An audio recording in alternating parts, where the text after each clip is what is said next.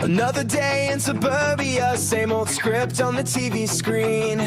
Do you ever feel like you're just a walk-on in somebody else's dream? Hey! Wake up in the morning to the alarm clock live, billboards preaching gospel from the suits up high, chemtrails in the sky like graffiti from hell, while the radio's pumping out the stories they sell. Daddy's little war on the evening news, kids on pills cause the system's got the blues, living in a puppet show, strings tied to the bank. Another generation sinking in the tank. Warning signs flashing, but nobody reads. Plugged into the feed while the whole world plays. Oh, the world's a stage and we're the clowns. Conspiracy cities burning it down. Illuminati bastards hiding in the crowd, pulling all the strings while we scream out loud. Another cog in the machine gone rogue. Middle finger to the kings on their golden throne. The world's a stage, yeah, we know the deal. Time to smash the set and make it real. Flat earth tattoos on the trailer parkings, aliens on the payroll pulling everything. Chipped up like cattle in the checkout line. False flag fireworks every single time. Suburban rebellion in a cul-de-sac rage. Mom and dad asleep on the American stage. Echo in the mall where the zombies shop. Wake up, make this bullshit stop. Red alert sirens in the quiet night. They're coming for your mind, better put up a fight. Oh, the world's a stage and we're the clowns. Conspiracy cities burning it down. Illuminati bastards hiding in the crowd, pulling all the strings while we scream out loud. Another cog in the machine gone rogue. Middle finger to the kings on their golden throne. The world's a stage, yeah, we know the deal. Time to smash the set and make it real. Welcome to the breakdown of society, where the truth is treason and the freaks run free. No more holidays in the police daydream. Light the fuse, let me hear you scream. Oh, the world's a stage, tear the curtain down. Conspiracy cities coming for the crown. Illuminati running but they can't escape, with a warning shot on the mixtape. No more holidays in this fascist groove. Wake up motherfuckers, we got nothing to lose. The world's a stage and we're stealing the show. Burn it to the ground, let's go, let's go.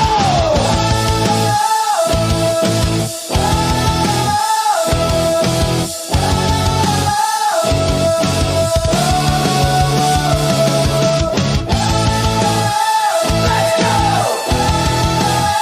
Let's go. Let's go.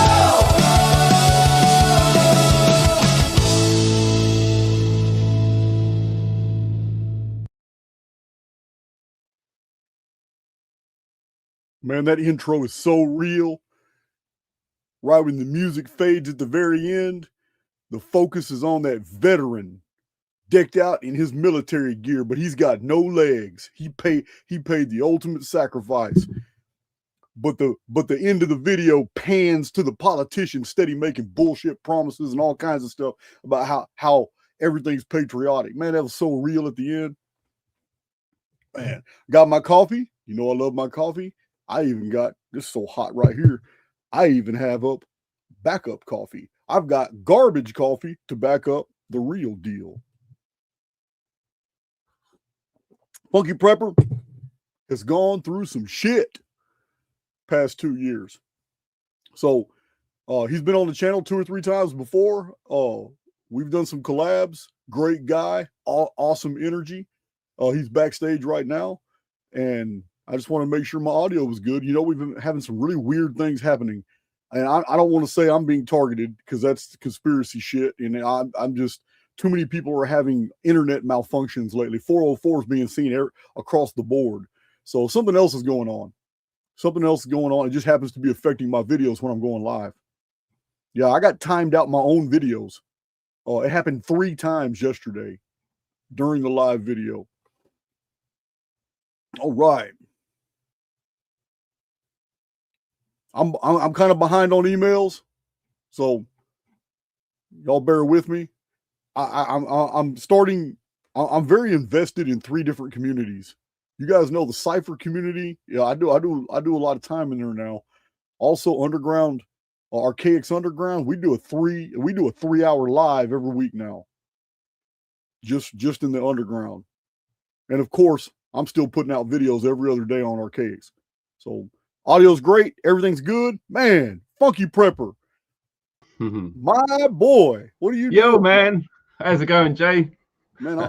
I'm very good. Thank you for asking. I'm very good. Yeah, jolly good, old boy. Man, jolly good. I try to practice practice my English, but one time they say I sound like I'm from Yorkshire. Another time they say you sound, that's an Essex. That's all Essex right there. Others tell me it sounds like London. So I don't even think you guys got it figured out.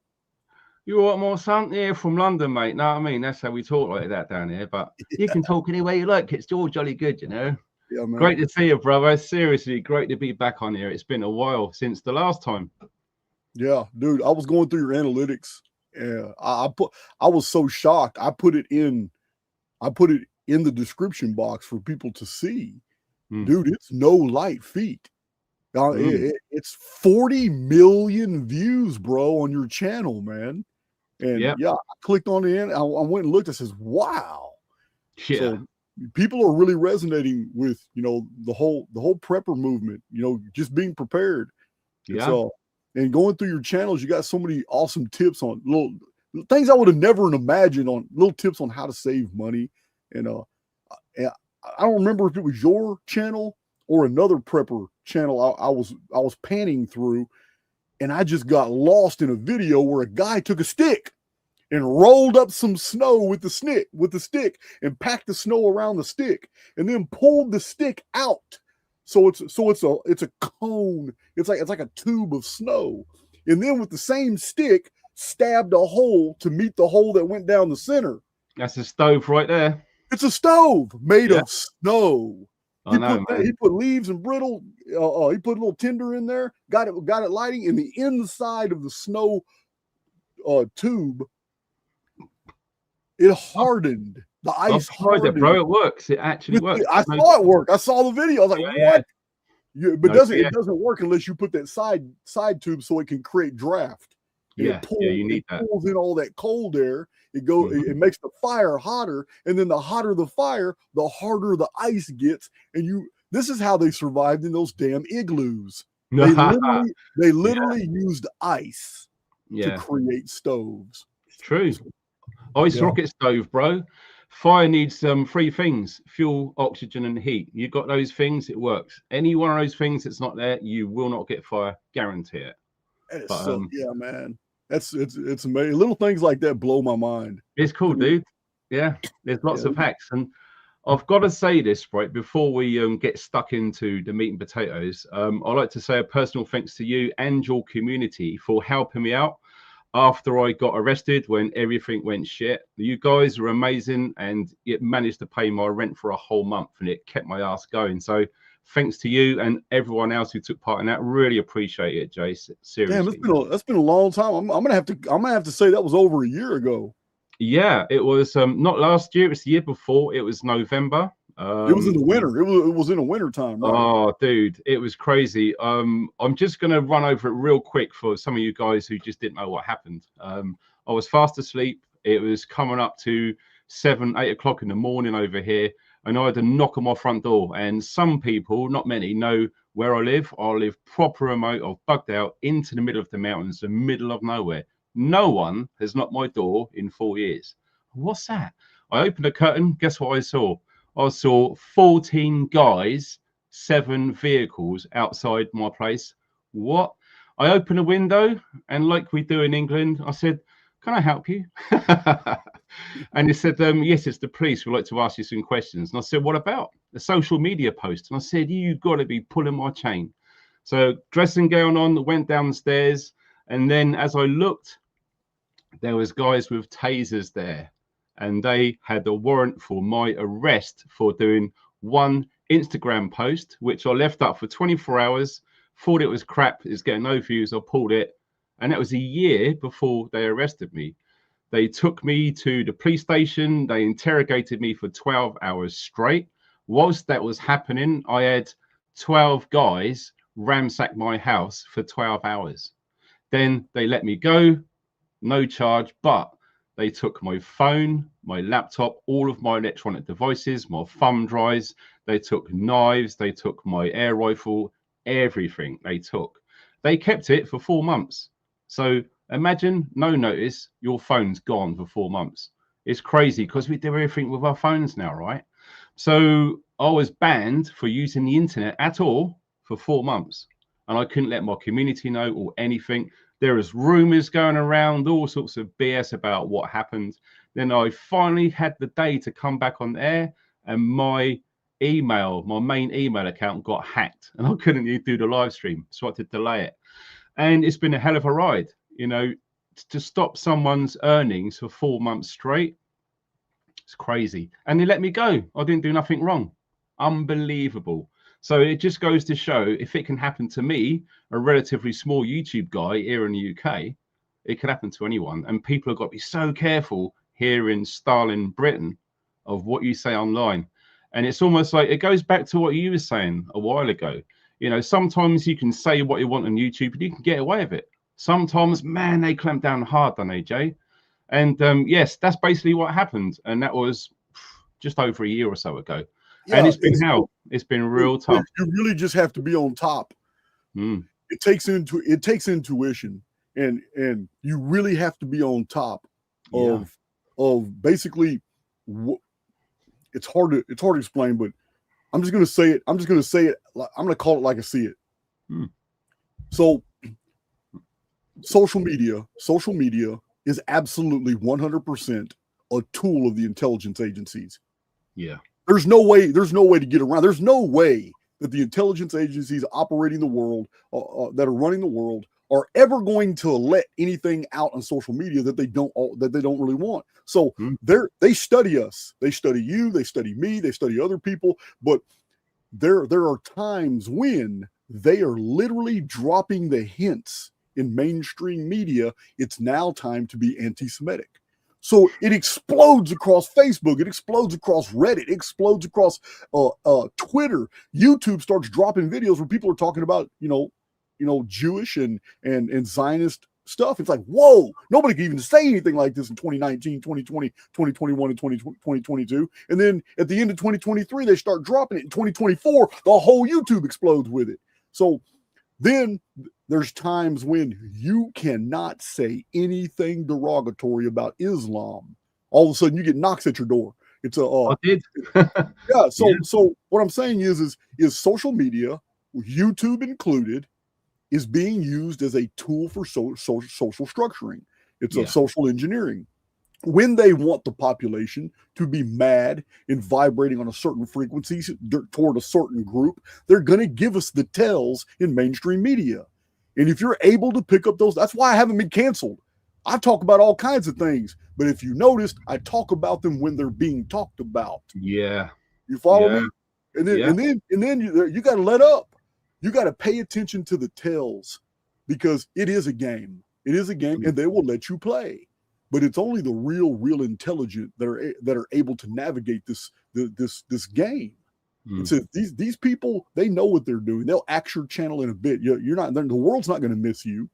Yeah, they axed my channel tomorrow. The world's not going to miss me. What's going to end up happening is about 300 people in the Archaix community who have all my videos and all my research are just going to start their own channels, and it's just going to spread like wildfire. So they like to keep things contained. If they really effed over Funkyprepper, you have in between 10 to 100 people that are going to run with your shit and start reposting your old videos, start putting them all. Yeah. It's just the way it is. These people aren't dumb. What happened to you was an intimidation tactic. You didn't even break any laws. So it's happening to a lot of people. I think what happened to me was because I was talking about the should we say the foreign tourists. I was talking about that way before most people. It's been a hot topic for the last 12 months. I was doing this a year before last year. And it was like, nah, man, no, we're not having that. And they pulled it. And so it's crazy. I mean, when you look at what's been going on around the world, I think you've got to be pretty dumb to feel that everything's fine and nothing to worry about. There's crap going on everywhere. I mean, you guys just come through a hell of a winter storm. I mean, how did you fare? Oh, we got another one, Bill. They say this one might be worse. We have another one on the way right now. So I still have all my generators primed. I still have all my plants covered. Oh, yeah, man. It's yeah, we did, but it wasn't as bad as the one in 2001 that sent me to the hospital, bro. I remember I went to the hospital. I was on a breathing machine for 11 days. They knocked our power out, and they took our power and we didn't have power for 10 of those 11 days, and it was in the teens. And we just aren't ready for that in South Texas. We were not ready for that Arctic blast. Not only that, but I don't want to get into it right now because it's real controversial, and I don't have the facts. All I see is a bunch of accounts exploded with this new data. But people have been testing the snow that fell across Texas, and it has heavy metals in it that's not supposed to be in snow, and it's a lot of different heavy metals. And so other people are doing tests where the snow isn't acting like snow is supposed to act. I don't know. I'm speaking out of context because I don't have the facts. Yeah. This information just started appearing on social media. I haven't had a chance to look at it. Yeah, I've been noticing the same. I've seen about 3 or 4 videos on different platforms now with microscope zooms into all this crazy crap that's in this stuff. But as you say, it could be easily faked. The truth is only known from multiple vantage points, as you correctly point out. And it's just a matter of time before we see different views, different opinions, and we can have a much bigger scope about that. But, you know, we are aware that there's a lot of weather modification going on, and we don't really know what they're doing currently. You know, we're playing catch up. And at the same time, we're trying to prepare and navigate all of the other BS. And when you got the Trump, you got the bloody, the Greenland thing, you've got Iran, you've got China, Taiwan, you've got like Russia, Ukraine. It's crazy. And I think lots of it's all distractions whilst they bring in all of this digital ID and the central bank digital currency stuff, which is going to be really hard to get along with all of that in place. And I can't see any signs of that slowing down or stopping. You know, we're just along for the ride, like we know. But I'll tell you what, that storm, I was putting up some figures, and these are unconfirmed, but it's a good idea for a ballpark to get some sort of scope about what's just happened in the US for the last 1 week. They reckon around about 1 million people currently have no power. Over 10,000 flights were cancelled. 20 different states declared a state of emergency. And this storm, they reckon, was around 2,000 miles long. 12 states called in the National Guard. And the highest amount of snowfall that I've found so far is 31 inches in Benito Lake, which is New Mexico. I mean, what? And 200 cold temperature records have been broken. And that was just in the last week. Wow, it's insane. Dude, you know more about what's going on in my country than I do. Yeah, man. See, I'm kind of isolated from a lot of that because the 4 days that I was iced in, I didn't leave the property. The 4 days I was iced in, I'm so far south. We did freeze, and it got down to the 20s each night. But I'm just so far south in Texas that I didn't experience a lot of the shit you're talking about right now. Our power did go out. It was out for over I don't know. Our power in this whole area went out for like 36 hours, but they got it back. They got it back going. But that doesn't really affect me because I got generators. But still, it's what you're talking about was Texas is huge. North to south, we have totally different climate in South Texas and North Texas. People in North Texas, they come to South Texas and they go right back to North Texas. They're not used to the heat and humidity because we don't just have heat in South Texas. It's real humid because we get all the humidity from the entire Gulf of Mexico come straight up into Texas. So the air here is always really wet. And you always got to have your doors closed because your electronics, your books, everything will get wet here in Texas. If you've never lived in a real high humid environment, you won't really know what I'm talking about. But when you go to North Texas, which is still Texas, but when you go to North Texas, it's very arid. So they can deal with extreme temperature differentials and they don't feel it as much. in North Texas, because when it's arid, you can be outside in 110-degree temperature, and until you go in and realize you just burnt your shoulders to a crisp, you didn't even know it was really hot outside. Yeah. And it's the same thing in the wintertime. It can be 20 degrees, and people in the far north in arid areas at high altitudes like Colorado and North Texas, it's 30 degrees outside. You're in a t-shirt. You don't really feel the cold because it's so arid. Yeah, I know exactly what you mean. And over here in the UK, because we're an island, we're surrounded by water, it's always humid, it's always wet. So when we get snow, it's almost like slushy ice. And when I see videos of some dry areas and they're shoveling it, it's just like powder. I mean, man, I'd love to have powder snow. The stuff we get, well, you know what I'm talking about. When it gets cold and when it's damp and it's humid, you feel it almost going into your bones. It's horrible cold, isn't it? It really is. Yeah, so yeah, man, I know exactly what you're saying. I really, really do. And you know, I basically think that they could literally create these storm patterns whenever they want, wherever they want, for whatever reason. And it's almost like they've weaponized the weather systems now, haven't they? Where they could literally screw people over. I mean, from what I heard, as of yesterday noontime, 106 people have died because of that storm last week. I can't tell you how many people got injured. I mean, I've seen dumbass people, you know, ice skating and driving their vehicles on the ice roads. They're nuts, man. Yeah, that 106 is going to be very conservative. Here in the United States, all death tolls I don't know about the rest of the world, but in the United States, they have a practice. The death tolls they give out for everything are super conservative. They're deaths that just nobody can deny because a lot of people knew these people. They're connected to somebody in some way. What the United States has a bad habit of doing is not reporting on a yearly basis how many hundreds of thousands of homeless people end up disappearing or dead. They just vanish off the streets. There are major cities that have programs in place to funnel the homeless into certain areas, like camps where they get water and food and all that. But there's a steady amount of homeless funneled into these camps. But where are they going? The camps are never full. It's a mystery, and it's a mystery. And you know what? I'm not even going to be quiet about it. I think it has a lot to do with different franchises we have in the United States. I kind of believe in the Soylent Green scenario. Yeah. It's I had to quit getting chili steaks. It's getting really bad, man. I used to love going to Chili's and get steaks, but the last 2 times I went, I questioned if it was real meat. And I didn't like the way the waitress, who I know personally, I don't like the way that she just kind of hung around asking me, you know, hey, go ahead and bite into it and tell it, and let me so I can go tell them back there how. It's like, why are you so interested in my reaction to this steak? So this happened twice, and they never asked me that before. All of a sudden, they started asking me, and it was the 2 times where, man, I know my steaks.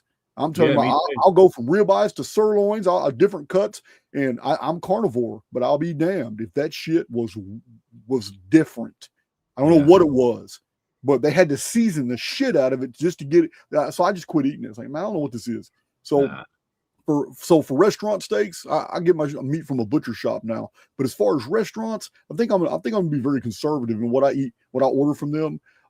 Like prime rib is good because it's meat that comes on the rib. You're not gonna be able to fake that. You know what I mean? But these independent steaks, man, they're not steaks. They are something else. Didn't even have the right texture. I don't know what it was. But Chili's franchise is now on my no fly list. Yeah. I mean, I've seen all sorts of stuff, and they're actually 3D printing meat now. And they have been for about 2 years. And we've got a store out here called Aldi or Aldi. Yeah, we have Aldi's too. Aldi's and Lidl's. I mean, they've openly said that they are going to be selling like bug proteins and stuff mixed up with their processed food. So it's, you know, you really got to be careful what you put in yourself, because, you know, with all of that crap that happened in COVID with the jabs and all the rest of it, you really got to think what you put inside yourself, because some of this new tech, this nanotech, once it's in you, be very, very difficult to get it out. So I think you're doing the right thing by supporting your butcher, bro, seriously, because you can't trust some of this shit now. It's really bad, isn't it? Yeah, man. I'm so weird, Funky. I'm so weird, man. I can, you know what? I've told the story sometimes. I've seen guys hold their entrails, and I saw in like 30-degree temperature. It was like 35, 36 degrees. We're all in the rec yard. We're all bundled up and stuff. But I saw a guy who got cut open and his entrails were out. He was holding his entrails, and everybody runs away because they don't want security to see them near somebody dying because they might get wrapped up in the investigation and all that. But you know what? I didn't care. I sat next to the guy. I knew he was about to check out, and I talked to him. He was talking to me just fine. He even wanted me to contact his mama. I pulled his. But we don't have wallets in prison. In prison, we have these plastic ID holders, and your important paperwork and stuff is in this plastic case. Yeah, so I pulled his stuff out, and he had green dot card numbers, and it's some old black market stuff we used to do in the joint, and it was money transfers, and he really wanted his mom to get it, and he wanted me to tell his mama that he was just sorry. He never said why, but I figure it's just the way his life went. And yeah. But anyway, he was sitting there holding his entrail, and I'm just weird because it stunk to high heaven, and they were changing colors from like pinkish to purple, and there was steam coming off his guts, and I can take that. This is so weird of me. I can take that. I can tack a squirrel to a stump, although I don't kill squirrels anymore. That was in the 80s. But I can gut it and do all that. I can gut a fish. I can clean a fish, man. You know what? The smell, I don't like it, but I can do it. But man, let me see a dog vomiting, and I'm right there with it. Blah, right there. Right there. I'm right there with that dog. I'm going to share that dog's experience right there, man. I don't know what it is. I'm psychologically effed. I'm weird like that, man. I'm exactly the same as you, man. It's like when you're dealing with stuff like that, you can just literally switch off, get the job done. You know, I've done advanced first aid courses and medic courses, and you know, when we do training and stuff, and I've been in real road traffic accidents where I've seen some heavy shit. And let me tell you, if you can't switch off and do the job, that person is going to just fade away.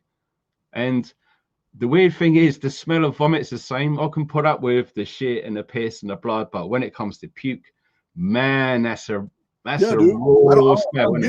I don't get it. Nothing grosses me out. I can sit there. It's crazy, dude. But man, let one of my dogs go to throwing up, man, and me and that dog are side by side. Throwing up, man. That's the one thing I can't deal with, vomit, man. I don't know what it is about this shit. That's why owls. I think an owl is a beautiful creature until it eats. Yeah, and then it's like, oh no, I can't deal with it. Owls. Yeah, man, I just can't deal with it. It's absolutely crazy, man. So, what kind of game do you have in the UK? I mean, we have huge. We got elk, moose. We got giant bears. We got all kinds of shit here in the States. You guys basically have what? Stag, deer, pig. You got a lot of pigs there, don't you? Oh yeah. Which is quite interesting for our foreign visitors. They don't really like it that much, but we absolutely love it. So they don't like dogs either.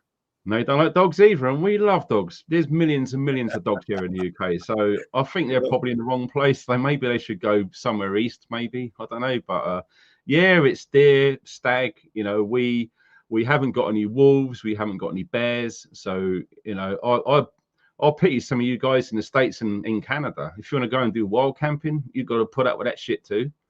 And mooses, they look like big, dumb, cuddly things, but man, they're violent. They'll rip you a new ass, man. They're serious creatures. Don't mess. Yeah, man. So, just like the best guard that you could have for your property is not a dog. Dogs are good. Dogs serve a good purpose. They have great relationships with people and all that. But there is one animal that is hypersensitive to intrusions, even more so than dogs, that can do way more damage than dogs and even strike terror in other animals when dogs can't do it. Do you know what that animal is? Be a lynx cat, probably. Oh, man, a lynx cat is not going to hang around your property and protect it and all that. I'm going to tell you now, because a donkey. Shit. A donkey. You're putting more chain. No, I'm not. Oh, no, I'm not. I used to rent a 2-bedroom apartment back in 2018 and 2019. I was working oil and gas for 2 different companies, Splendora Pipe Services and and I was working for the Vulcan facility in Tomball, and I rented a real nice standalone 2-bedroom deal with a huge bathroom. I really liked it, and it was like there was like a little duck pond there, a little small pond. But the landlord who rented it out, because other people had their spots on the property too, and the landlord who rented it out had a jack and a Jenny. I don't know what happened to the Jenny, but had a jack, which is a male donkey. That donkey told us, because we were kind of way out there, we're way out there in the country in Magnolia, Texas. There wasn't a single time a stranger could get near that property that donkey did not tell us. And yeah, donkeys can see and hear fantastic. It's such a lovable creature. It bonds to you, and listen, man, that donkey will sell its soul for a carrot. It'll be for a carrot or an apple. But the donkey, I've seen the donkey get vicious when dogs come on the property. Listen, you can't take, dude. A human cannot take a donkey kick. You're just not going to be able to. The body mass index of a donkey, all that force behind just a simple kick doesn't look like it did much, but it just sent about 800 pounds of pressure at you. You can't take it. It's going to collapse. You collapse your whole insides. But donkeys can be vicious. They bite, they stomp, they kick. But if they love you, it's totally different. They protect you. They're not letting no one come near that property without being like, and you can't not hear them. Donkeys can be heard for miles. They are very loud. But, wow. But yeah, man, a donkey. Yeah, but you gotta have a sizable property in order to have the donkey. But in the future, I ever get a property, man, that's a whole bunch of acreage. Yeah, I will be getting a jack and a Jenny. There's no way in hell, because they protect every animal there. They protect the property. They're the best things to have at night. Even if the power goes out, it's pitch black. A donkey's not letting anything come near that property. Oh, that's so cool. You know, and donkeys, obviously, they've been world renowned for like carrying stuff. So there's absolutely nothing wrong with sitting on a donkey with a minigun. That'd be awesome. All in your property, wouldn't it? Right? Yeah, minigun. Yeah, you might scare the shit out of that donkey, though. He might buck you off. Yeah, you'll have to plug his ears, dude. That's gonna wake him up pretty big style, isn't it? For sure. Yeah. Oh, dude. Yeah, a donkey's just a big old dog. Just a big old dog, man. Yeah, crazy, man. But I'll tell you what, though. You know, I've been having a lot of new people join my channel, and I get comments under videos with live streams I do, and they were saying about, you know, what can you actually do to prepare for a societal collapse? You know, what can you do? And I thought, you know what, it's a really, really intriguing topic, because it's vast, it's massive, there's rabbit holes all over it. And I think one of the key things is location. I mean, where is it safe on the planet to go? And from my research and knowing a few people, and one guy I knew almost moved out there, and it's the North Island of New Zealand. There's lots and lots of multi-billionaires having bunkers out there. Now, you could look at all sorts of models. I'm pretty sure you've seen some of the models about you get a pole shift, the whole location of the planet landmass was completely different. And someone was saying that in the northern part of New Zealand, that is absolutely going to be above water. That's why they have decided to start really heavily investing and building there.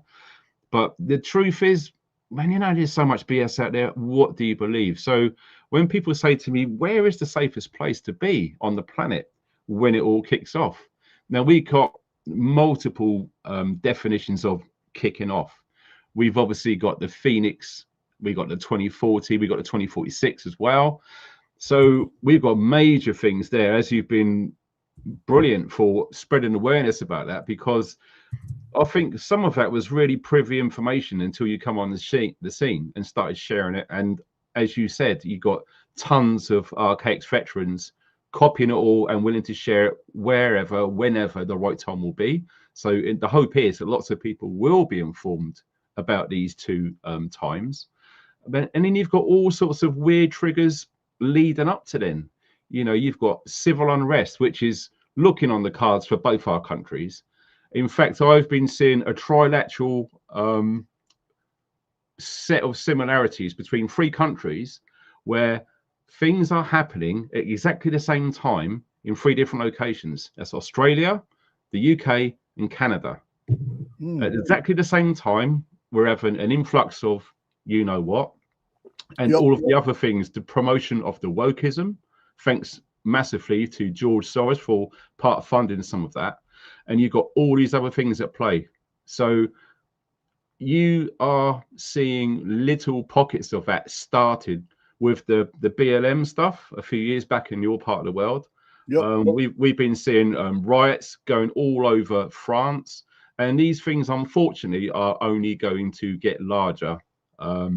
So there is going to come a point at some point. I mean, you know exactly what happened in Rome with how they fell, because they was getting resources from all over the place. All of that started drying up. To backfill that, they raised the taxes so much it pissed everyone off, and it went. We are seeing massive taxation here in the UK, so much so that it's just a matter of time now, because the government we've got currently really don't give a shit, and they are obviously following a rule book, probably from the World Economic Forum, and you guys are getting the same. I mean, on some gloss on the US from an outsider's perspective, everything looks hunky-dory. But you guys are getting massive inflation in prices. I mean, how bad is it when you go shopping to pre-COVID? Have you noticed a big increase in prices generally across the US? Damn, I would love to be honest about that, but I do, because I used to travel a lot. I did notice how the gas went up a lot, but I'm just, I'm fortunate, man. And when I go grocery shopping, I never even look at what the prices are. I just get what I want because I'm very selective. I will not eat a lot of things there. I mean, when I go through a grocery store, I'm literally eliminating about 95% of everything I see on the shelves from any type of consideration whatsoever because of what's on the labels. There are whole entire aisles in the grocery store now. I can't even entertain it. It's becoming depressing that almost every single manufactured food in the world is full of poisons. And now that I'm more and more educated on what these ingredients are and what they're doing, I'll cut up a carrot, homemade soup, grill my own steaks on the deal. I mean, my type of diet is becoming more and more restricted because, I mean, even a whole bunch of the peanuts and nuts and cashews and all the things that I thought were absolutely super healthy, man. It's what they saturate them with before they give them to the public for consumption. It's just so many things, man. It's I don't try to live my life in fear, but I'm also not trying to oversaturate my system with a bunch of things that are trying to put into me. So yeah, I just don't even go by the prices no more. I go by what is it here that I can consume, and I just go with that, man. And so I don't know. I'm not a good judge. I'm not a good judge as to have the food prices. I'm pretty sure they have. I'm pretty sure there is inflation since 2020. But I mean, you're talking to somebody who's they tagged. I'm at 28% of my income is taxed. I mean, the IRS takes 28%, and this is after I've already paid the taxes for when I buy things. Well, when I purchase, when I make purchases at Northern Tool, Harbor Freight, Tractor Supply, at Home Depot, at Lowe's. Well, no matter where I'm shopping and buying, I'm already paying taxes for what I want. So I'm still paying another 28% straight to the IRS. So you know what? This isn't a topic I really talk about because I mean I manage several income streams. Well, long before I was on YouTube, I was a published author. So I've always tried to have some type of income coming in. Even the 3.5 years I was busting my ass doing Flagstone when nobody was even watching me on YouTube. I had 300 videos and didn't even have 1,000 subs. And every day, 6 days a week, I'm out laying Flagstone, and I'm beautifying people's properties, koi ponds, flagstoning driveways, porches, verandas, creating sidewalks, extending driveways, whole swimming pools I flagstoned. So I did this for 3.5 years, busting my ass to and barely scraping by because I'm also doing YouTube videos that hardly anybody's watching. So I do remember in those years being pissed off a few times by how expensive food was. But at the same time, I have to tell you, back then I was eating everything. I did not discriminate. I didn't even understand. I didn't even know in 2019, 2020, and 2021, I didn't even know processed foods were killing me. I didn't even know that. I was buying whatever I needed to buy to survive. Yeah. Well, but that's the long and the short of it, because, you know, historically, you can go back, like you've done brilliantly, by the way, in that societies, empires, areas collapse, and heavy taxation has got quite a big part to play in what's happening. So it does look like we are due some sort of mass civil unrest. I wouldn't want to go as far as to say a civil war, but these things do look on the cards. And people say to me, well, if all of this is coming, so what can we actually do to stop it? And I say, well, there's nothing really you can do to stop it. You know, protest, don't do shit. Protests have been designed by central governments globally to use on the populace as a pressure release valve. People get pissed off, it gets so much, and they want to go out, wave their little placards, shout at a building all day and go home. They feel like they've done something, so it neutralizes the heightened emotion, but nothing changes. Exactly. Nothing changes. You nailed it. Nothing changes. And then some of them get angry and they go to riots, and they got the riot police. They come in, they get everyone wet. There's tear gas, rubber bullets everywhere. People rant and rave for a day, 2, 3, 4 days maybe, and then it's done. Nothing's changed. The only thing that's changed is there's a shitload of repairs to do to people's property. So those two things don't do nothing. You can go into the system, into the Hell's Gate, if you will, and you can lobby MPs, members of parliament. You've got guys in Congress and stuff, and you can write to them to say, look, we're not having this. Can you like say something and get things changed? You can do that. Nothing changes. You can, there's only 2 real ways that you can make all of this stop. One of them, which is route number 1, find out everyone in government, a public figure, organized, and they all get taken out. But they're going to be replaced just like a drug dealer would when they go through an airport. You know, one person goes through the terminal with kilos of coke in his suitcase. He gets stopped and searched, and everyone's like, yeah, we got someone. 10 people have just gone past and they got away with it. So that's always going to happen. Route 2. That's in the criminal world. That's always been. That's always been. It's like that's part of the playbook. There's always, when you're moving, when you're high trafficked areas, when you're moving a lot of stuff, you always have the patsy, and the patsy is the one who thinks that they're actually moving the real stuff. And the patsy's just moving a light amount while whole truckloads are going around while they're arresting this guy and sending him to prison for 30 years so these trucks can get by and get the product out. That's an old move. Yeah, but that's what they do. You know, you take someone out in government and they automatically get replaced by someone else.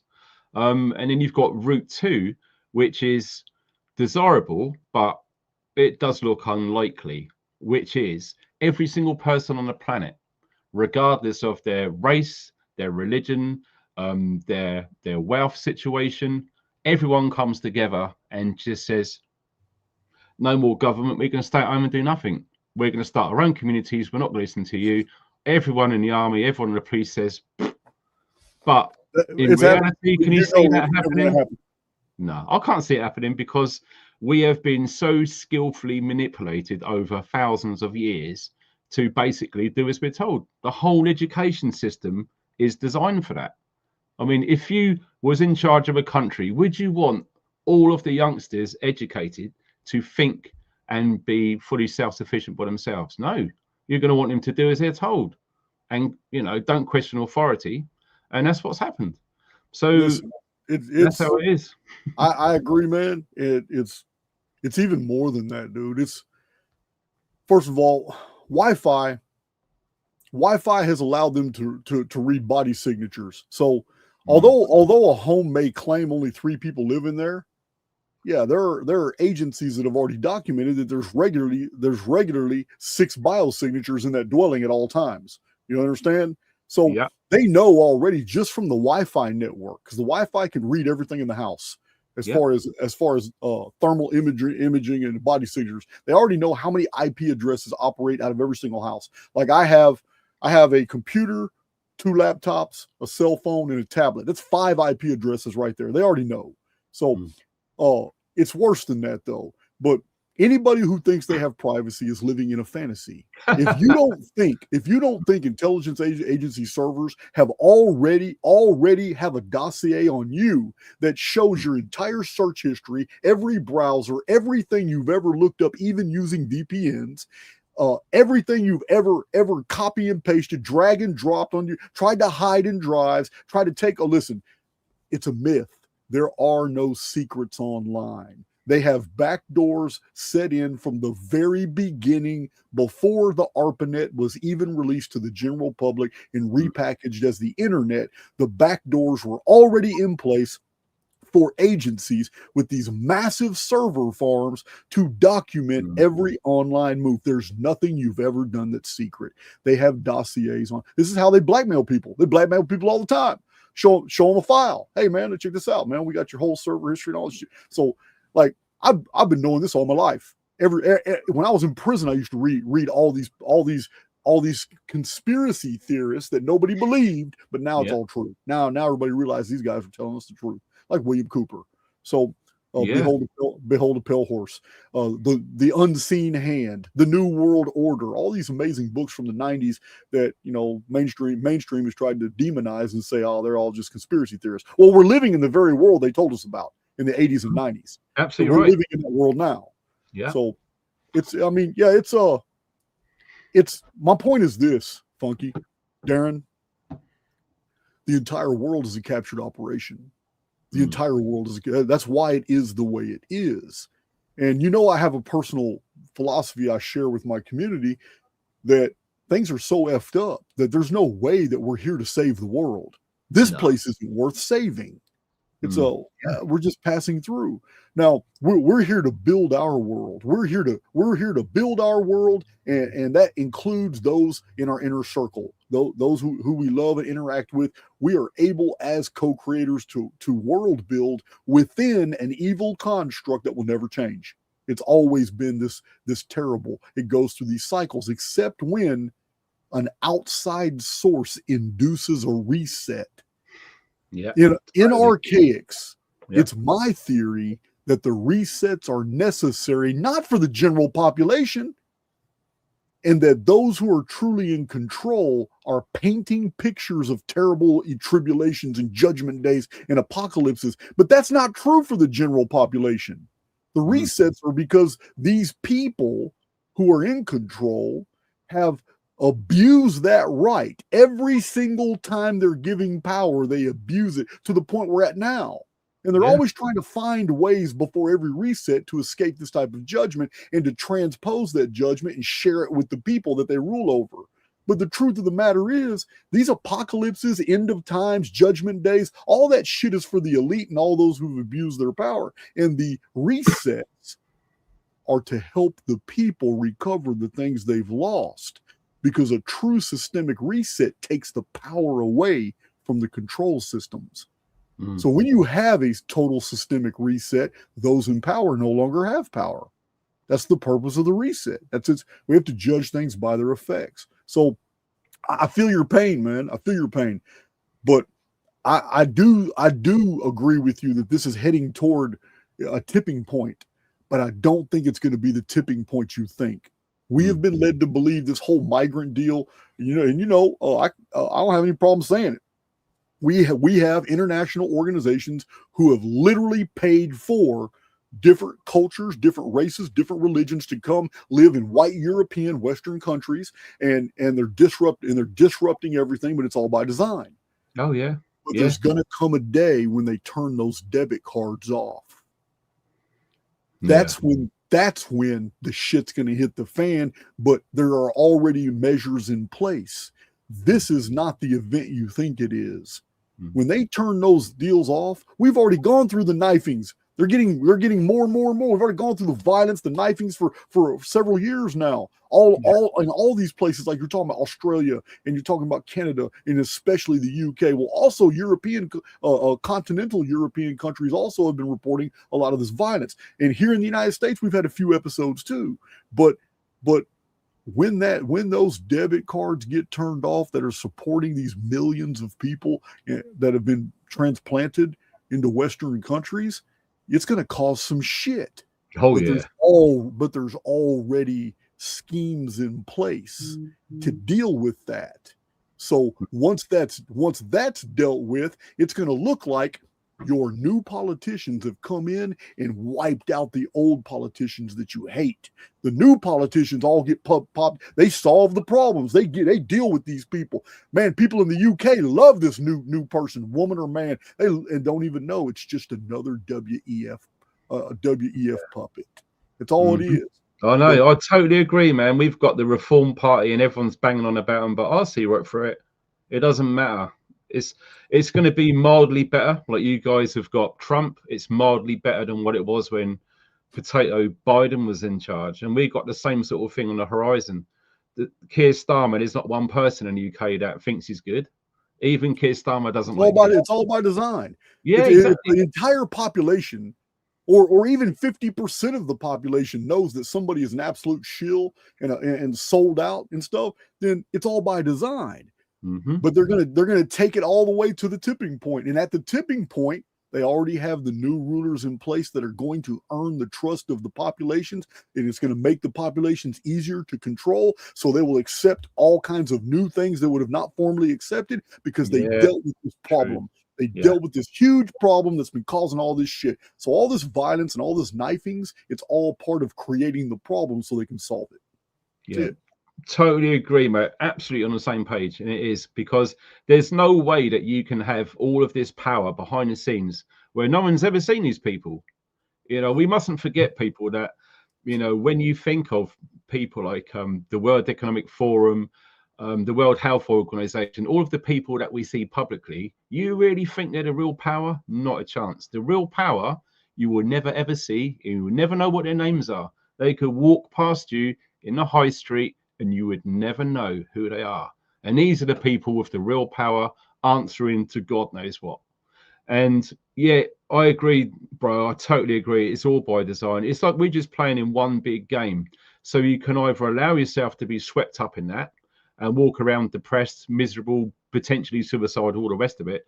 Or, like you said, concentrate on your circle, your loved ones. I've got an amazing partner, Rachel. I love her to bits. And I've got, you know, my little family, and I've got some very close friends. And that's where I choose to spend my time rather than out there just throwing it all away on people that I've never met before. And we've really got to focus on our own development. I mean, when you boil away the piss, as I like to call it, what people should be doing is trying to make themselves their best version that they could possibly be. Screw everything else. Because time is so short, it goes so fast. I know it's a construct, but it is how we are indoctrinated to evolve in this weird simulation, and it is weird. In fact, you know, going off topic quickly, you know, sometimes when I'm lying down, I've got my eyes closed, and I just press my eye by mistake on a light over. It's like my eyes are shut, the room is pitch black, but it's almost like a white bright torch on where my eye is. So little things like that, if that doesn't tell you that, yes, we are in a simulation, I don't know what is. Because like you said, the world is not what you think. The world is what they want us to think. And you can argue till you're blue in the face whether the earth is round, whether it's flat, whether it's a dome, whether it's hollow. At the end of the day, no one's going to be able to prove it. Why are you wasting your time trying to find out where what you need to be doing is growing yourself and looking after your loved ones? And that's basically what I think the most important thing is, rather than allow yourself to be diluted in that big stream of piss which they call society. Because it's crazy, dude. There's people out there, you've seen them, and I know this is a hard and strong thing to say, but some people out there, they really don't deserve to breathe air. They're that dumb. It's crazy.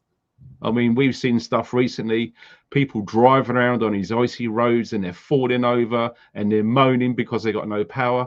Man, if there wasn't enough warning about that storm, then they're still like crying like a little pussy with 3 days in the food in the house.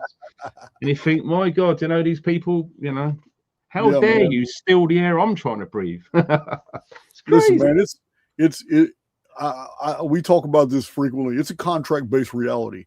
It's not just a contract-based society. It is a contract-based reality. So the intimidation tactics, mainstream media putting out all these deals. You see social media blowing up with isolated incidents of people getting that knock on their door, showing the police showing up because they posted a meme or they posted a deal. So for the individual going through that, they have been singled out as an intimidation tactic. They haven't broken any laws. But for the observers in the construct who see that behavior, it becomes a contract. It becomes a contractual relationship between the controllers and the observers of that behavior. The contract is this. If you want to continue just to say these type of things on social media that we don't agree with, this can happen to you. So it's a contract-based reality. They're throwing the threat out there, and you can either buy it or not. A lot of people don't buy it. So I'll tell you this about these intelligence agencies. They also have psychological dossiers. They have mock-ups on everybody in social media. Well, so sure. They know me very well. I guarantee you, they have studied me. They've gotten my files from prison because after 26 years in prison, I had to see a psychologist. They make you do that, and they want to make sure that you being released onto the streets isn't going to be a problem. They're not releasing a monster. You understand? So I had to go through there, and state psychologists, I had to go talk to them, and they gave me flying colors and told the parole board, now, man, he's got a good head on his shoulder. He's ready to go. So I am absolutely convinced that you have a dossier on you. I have one on me. Everybody listening to me right now has a dossier. And now with the popularization of AI, acquisition of information, massive server farms, which have been going on before the public knew about it. You understand? Yeah, this AI data harvesting and all that, it was going on before they popularized it, just like the internet existed as the ARPANET before the public knew about it. So this is my point. These people aren't stupid. One, they already have all the money in the world. They have all the militaries in the world. They have all the control in the world. Every ruler, every single person in politics has already on board with what's going on. They have all sat down with their controllers. There are no one is allowed in the world to enter the political theater without signing the contract. They just can't. They can't. They're all on board, and it's a game. So I know some of the things they would have in my psychological profile. I know this. So the first time I was approached was 2 Jewish people came to my property with $4,000 cash. And they remember you saying this. They wildly underestimated me. They're not going to make that mistake again. I promise you. Will I be contacted in the future as I get more and more popular? I'm very confident it's going to happen. But it's not going to be from those. Those 2 clowns walked right into a security bank of cameras. And then because I wasn't cool with them coming to my, you could have met me anywhere out there in public. You know what I mean? I'm always in different areas. You don't need to come to my property. So they came to my property, and I blasted them, and I put their photos all over YouTube. So I let them sweat it out for about 3 days. They were blowing up my phone. Then they blowed up my emails.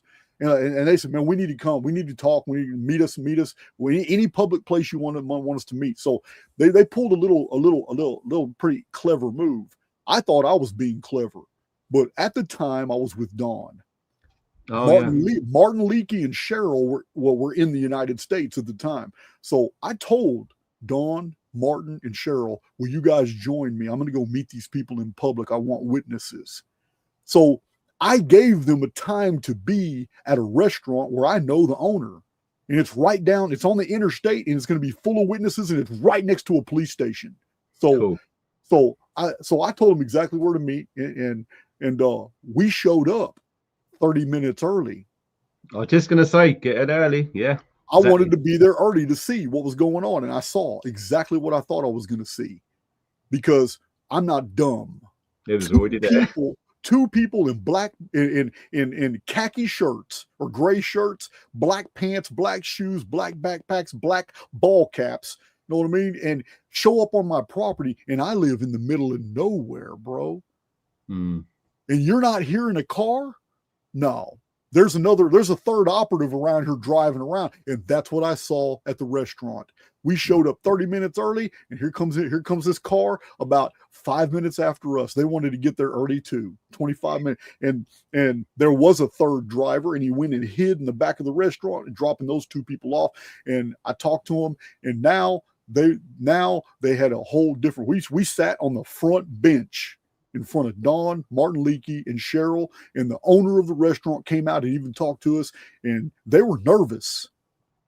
I'd had their pictures on YouTube for a while, 3 days now, and this woman sat me down, opened up a dossier, and this is what really opened my eyes to how deep the intelligence community is in the social media shit. Because she opened up her dossier, and right there in front of all of them showed me Jay Dreamer, Jason Tyson. Oh, that's awesome. Yeah. Showed me him and asked me why I was having any problems with him. What's going on between you and him? And then showed me 2 or 3 videos where he and I did videos together. And she was asking me some really penetrating questions. And finally I got it out of her. I said, listen, look, you came to my property to show me pictures of another YouTuber? The fuck? So she said, no. We wanted to pay you $4,000 to consider working with him, because we think you can bridge the Phoenix phenomenon to the plasma apocalypse. I told her, fuck off. I said, man, fuck off. What's wrong with you? No, I'm not doing that. She says, okay. Real. Can we give you that $4,000 to take our pictures off of YouTube? So I looked at Martin Leakey, and I shared the money with them. Martin Leakey, Don Hart, Cheryl, I can't remember her last name, who's Martin's paramour, and Martin Leakey.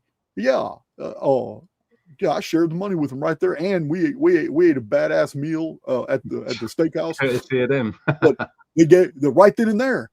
I mean, dude lifts up his stomach. He's got one of those tight money pouches right around his stomach. Man, come on, man. You guys are the worst assets I've ever seen in my life, and I'm not even in the intelligence game.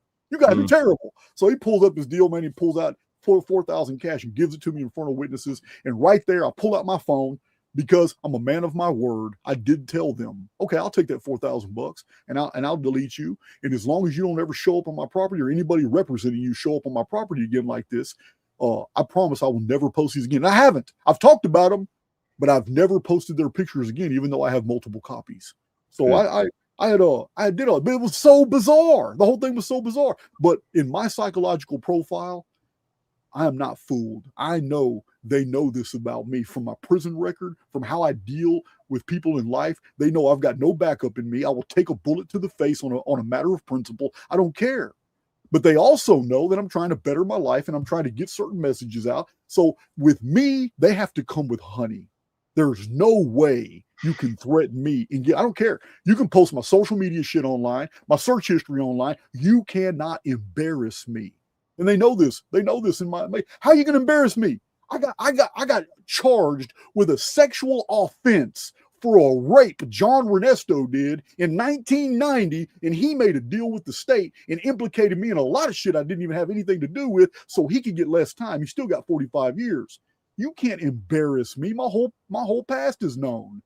So coming to me, they would have to offer me something in exchange. They can't threaten me. They already know this. They probably can't threaten you. Hell, you had 14 people show up at your damn doorstep. Yeah, man. Tasers the whole thing. And this also happened.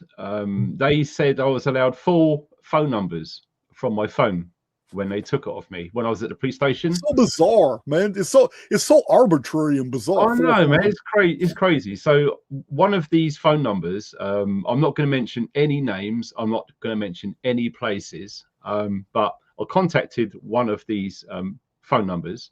I arranged to meet this person at a place where we've met before. I was using a different phone, and all it was, I sent him a message saying, can we meet at the same place at this date and this time? And he said, yeah, sure. So we got there. This guy is ex-Special Forces, right? A good, close personal friend of mine. And he's in high up in close protection. He's currently looking after a billionaire guy in the tech industry. So he went into the private sector. Yeah, he went to this place where we agreed to meet half an hour early, just like you guys did. And he already spotted this guy who shouldn't have been there. So I turned up there, sat down, he come and joined me. We had a little chat. And as we got up to leave, this guy that my friend spotted was making his way to the front door. My friend looked at him and said, all right, just letting him know that he knows. We went outside. We went for a walk. He was telling him he's been made. Yeah. Oh, yeah. We walked around this park like they do in the old spy films and the old Cold War stuff. We walked around this park and we counted 12 undercover operatives in that park openly filming us. It was such a sham. These people were not professional at all. We spotted every single one of them. And he said, bloody hell, mate. He said, what's happened now and what you've just told me, they have spent over £1 million on the investigation with you. And I'm like, gee whiz. So after that, we agreed to have zero contact for a whole year. And I'm true to my word, I didn't contact him for a whole year. And now we've caught up and we've spoken, all the rest of it. It's like, wow, they are absolutely prepared to spend mega money doing shit like this just to scare people. And you can say the same with Trump moving all of these armed forces all the way around the world. Maybe nothing happens. It's costing an absolute fortune. It's just to create fear. That's all it is. It's I went to jail after you went. I went to jail right after you went through your shit. No way. You didn't know that? Yeah, I went to jail. The Harris County detectives, Montgomery County, Texas detectives. That's two different state agencies, and then a third state agency, which are the federal marshals. All three of them investigated me for 6 months. This is all in the court papers for 6 months. Wow. So, this is where it gets crazy. So, they come and arrest me, and I turned around. I sensed something was about to happen, and I turned around, and Big John and I were doing merchandise. We're on the shelves. We were doing inventory, and I just sensed something. I turned around and I saw 6 guys with assault rifles coming up the driveway. No and shit. There were still 3 or 4 more hidden in bushes coming around. One was coming. I just turned around and saw it, and Big John was oblivious, and he's facing me. That's why he doesn't know what's going on. So I told John, put the box down and just slowly turn around and put your hands up. And John's like, what? I says, dude, we have a SWAT here. So John's like, oh fuck. So I said, it ain't nothing, man. It ain't shit. It ain't shit. So I stepped around John, and the lead U.S. Marshal, he's got his badge out, and all he's got is a pistol, and the rest of the guys are all swatted out in gear and with assault rifles. And it said, "Are you Jason Brashears?" I says, "Yes, I am." It said, well, put your hands behind your back and all that. I said, okay, you guys kind of premature, aren't you? I mean, this is a little overkill, isn't it? And he told me straight up. He said, well, I mean, you got Texas Violent Offender Reentry Program, man. This is how we deal with guys that we don't know we don't know what to expect. I said, well, it's nothing. I said, my attorney, I've already talked to my attorney last night and this morning. I said, I was already turning myself in. I'm supposed to go in, post bail, and get the hell out. So the U.S. Marshal was like, what? You're already represented by an attorney? Because he was pissed about his time being wasted. He thought I was a runner. He thought I was a runner. Come to find out, I get discovery papers. The discovery file. My attorney gets the discovery file. It's everything the state has on me. It's a 6-month investigation on me and showing where all my vehicles were at different locations between Dawn's place and my place. And other YouTubers, they had got together and they was just making up a whole bunch of lies about me and all kind. Yeah. Well, one of them was Jason Tice, J Dreamers. And there is a letter from Jason Tice to the court in Montgomery County where he was basically dropping a dime on me, hating on me, talking about I'm the ex-con, talking about I'm feeding misinformation, I'm a danger to the public. These guys like this shouldn't be free. You guys made a mistake releasing him and all this shit like that. I got out 2 days later. Well, it was actually 36, 37 hours later. I was released.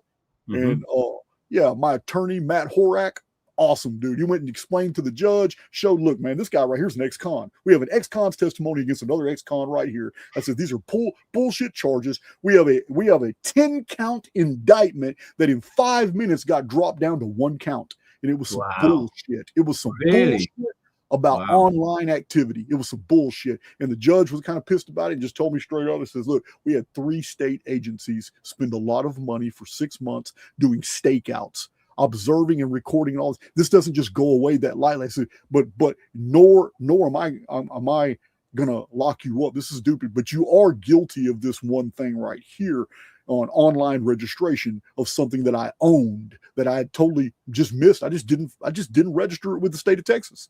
So they clung to that. And she told me straight up, says, look, it's so minor, it's so dumb. I'll tell you what, I'll just give you 2 years probation. So I told the court, no. You could have heard a pin drop in that courtroom. I says, I'm not taking 2 years probation. That's a long time. Yeah, I said, I'm not taking 2 years probation.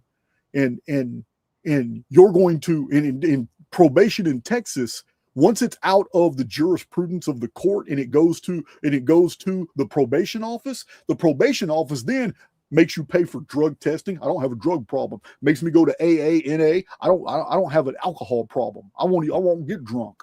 I says, then you got to pay monthly fees for the probation. Then you got to run through hurdles. I got to be at certain places at certain times. Man, F that. I told her, I said, no. As a matter of principle, you can lock me up. There's no way in hell I'm signing that paperwork. So the judge was distressed. She was really a cool woman, and she was kind of distressed about it. Talked to my attorney for a little while, and says, well, what would you propose? What would you propose as a deal? She was really cool. And I told her straight up, I said, listen, I have a lot of things on my plate. I'm taking care of a lot of stuff in life. I says, give me a week or two, and I will turn myself in, and I'll do whatever county time you want me to do. But I'm not doing probation. So she thought about it, and she said, I'll tell you what, I'll sentence you to 30 days. And because you've been so amicable, I'll knock off 15 of those days. Because you were arrested and you were already turning yourself in, I'll knock those 3 days off too, that you were in the holding cell and before you were bonded out. It said, so in the end, she told me by the end of the year, you need to turn yourself in. And she got it knocked down to 11 days. The judge did that. And I didn't have any problem doing that because I wrote 2 of my best videos on Archaix while I was in that jail cell for 11 days. Yeah, I wrote 2 awesome videos. Fair show. But yeah, man, I went to jail right after you went through your shit. Man, we both had a bit of a rocky road then, huh? Jesus, wet man. Hey, listen, we're kindred souls, brother. Yeah, you're not wrong. You're not wrong. Yeah, man, we're kindred souls. I'll tell you what, whilst you were saying all that, I couldn't help but notice because I can see myself on the screen. And people were saying to me not that long ago, saying, what sort of books have you been reading to sort of gen up? Because I used to teach survival as an instructor for a full year out here in the Welsh Mountains. And there's loads of stuff, but we're talking about collapse. We're not just talking about survival skills. So I'm going to quickly, if it's all right with you, just show some books on the screen very briefly. And if anyone wants to pause the screen after the live stream, that one there, The Green Pharmacy. If you want to tell us about all of them. If you want to know how to look after yourself with like herbal medicine and things like that, there's so many hacks in there. It's a very, very cheap book. You can buy that for $1 online now. And it is a very, very good book. I've got 2 of them. My partner, Rachel. Hi, honey. She's out there watching. Yeah. We got this one. Hi, Rachel. All About Firewood.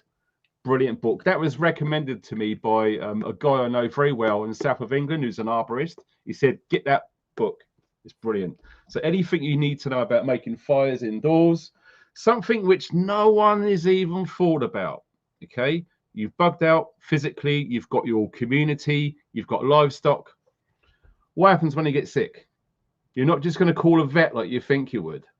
So that book is very, very good. Don't forget, there's so many books I haven't got the time, but you're going to need to pause the screen if you want to look into them. That one, if you're interested in mushrooms, which ones can kill you, which ones can feed you, and maybe some that make you want to see in weird shit dimensions. I know a lot of people like mushrooms for like entheogens for the psychedelic effects and all that. To me, mushrooms, the only value is they do taste good with onions on steak. Yeah, same here. I've had mushrooms once or twice, but Jesus. That one is a very good book, Foraging. So if you're out in the wilds and you want to know what sort of weeds and herbs and wild food, which will do you a world of good. There is an old story back in World War II. There was a group of lads who got separated from their company, and they was living off of the land, and they was eating nothing but rabbits. After 24 and a half days, they all died. Why? Because they didn't have any vitamins or anything else. You start supplementing the diet like that with things like this, those guys would have still made it.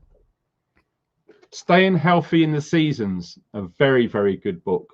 There's lots of hints and tips about herbal tinctures to cure all sorts of flus, coughs, colds, sore knees, whatever floats your boat. They are really, really good. These are the sort of books you're going to need when society goes tits up. That one is very good. That's a US publication there. So this was written by people who have escaped prisoner of war camps. Hints and tips about traps, tricks. Brilliant little book. It's only a tiny little manual, but there's some very good information in there. I'm hoping these don't fall off. These are just some. I've got 3 times more than this, so I haven't got time. You'd like this one? Improvised Weaponry. Man, you could have wrote that in the joint yourself, I guarantee. Yeah. There's some cool things in there. Listen, they have a museum. They have a museum not even 20 miles north of me in Huntsville, Texas. Huntsville, Texas. It's free to the public. You can walk in there in the Texas Prison Museum in Huntsville, Texas. If you're ever driving up and down 45, it's worth a stop. It's right next to the Texas Veterans Museum. They're side by side, where you can see old World War I and World War II aircraft, tanks, armaments, all that. But in the Texas Prison Museum, there's a glass display of all the most incredible homemade weapons that were made out of items that prisoners had access to. Wow. I'm talking about full crossbows that shoot bolts made out of paper mache from toilet paper.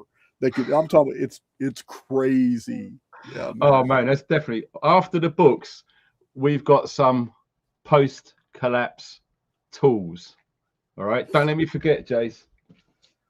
What have we got here? This is a very good book. This is one of my personal favorites. As a survival instructor, I read this back to back 4 times. The information in that book is just incredible. Okay, man, I might need to find that one. Really I got a nice stack of survival books too. I don't have that one. Oh, fair shout, man. This one's a good book. It's a manual actually. It's pretty good. Former SAS guy wrote that with loads of escape and evasion, so hiding, surviving, living off the land, taking people out, trapping animals, all in that book. You're going to laugh at this. That is a genuine manual from the U.S. Army. I have it. I have that. Department. You got that one as well? I've showed it on my channel. The same I've one. got that. Oh, but yours looks like it's up to date. The one that I show everybody was published in like 1952. Right. Okay. Well, I can tell you straight, because this is a no BS channel, so we always cut to the chase if I can find it.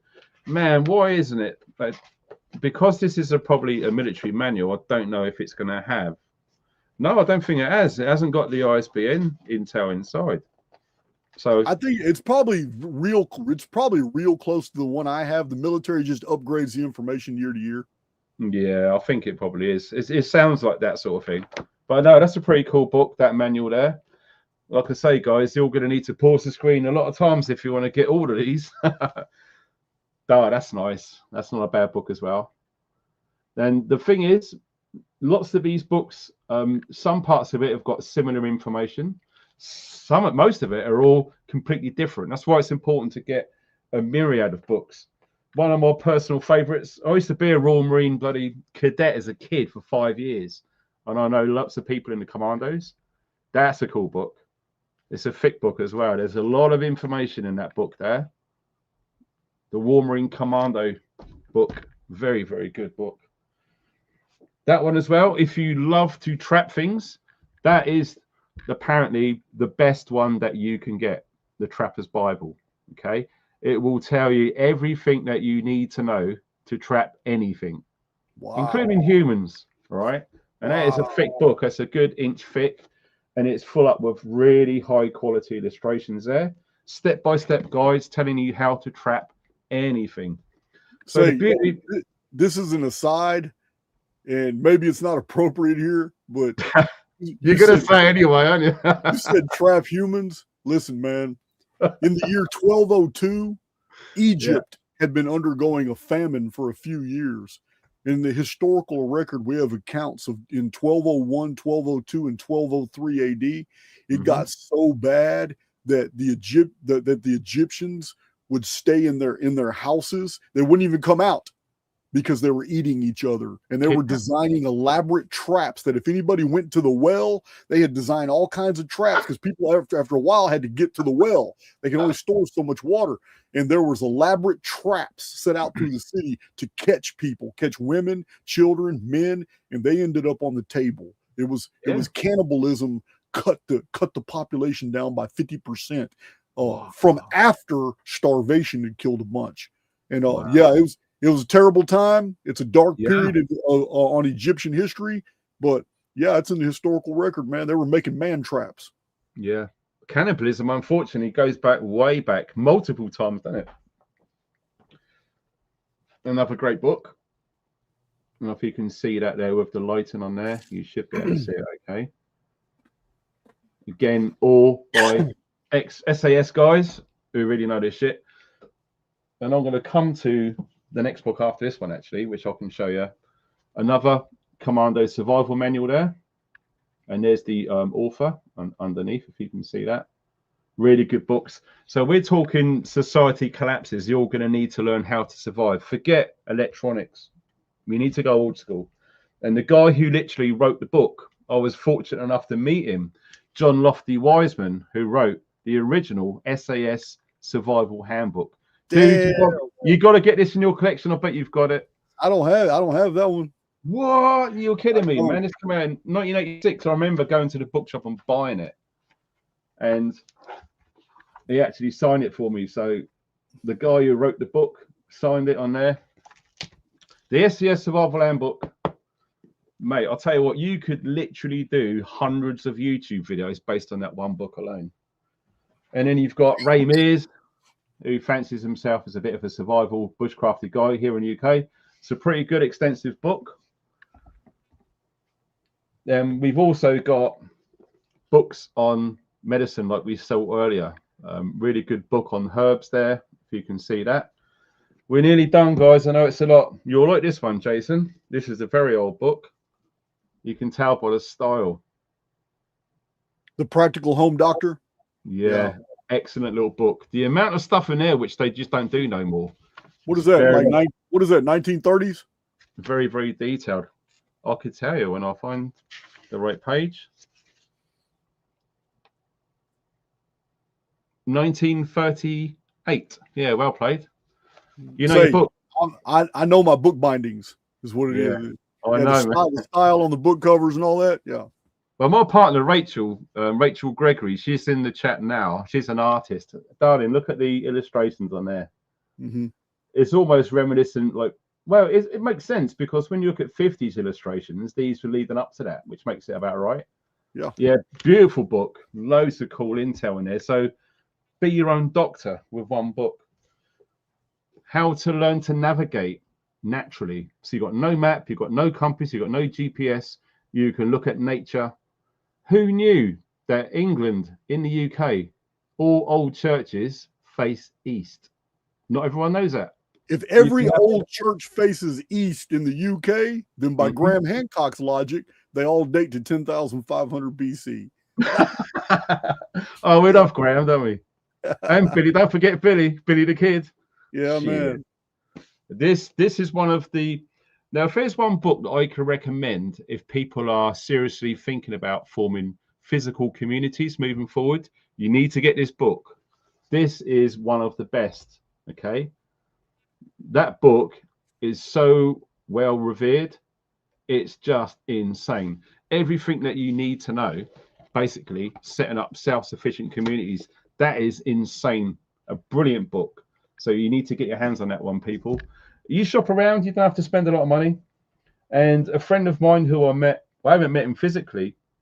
I've been making notes because I've been reading through this one about how to use your wood burner correctly. If you're not used to burning wood indoors, everything you need to know is in that book. Now, we've covered some books. Who wants to see some tools which could possibly be really good when the shit hits the fan?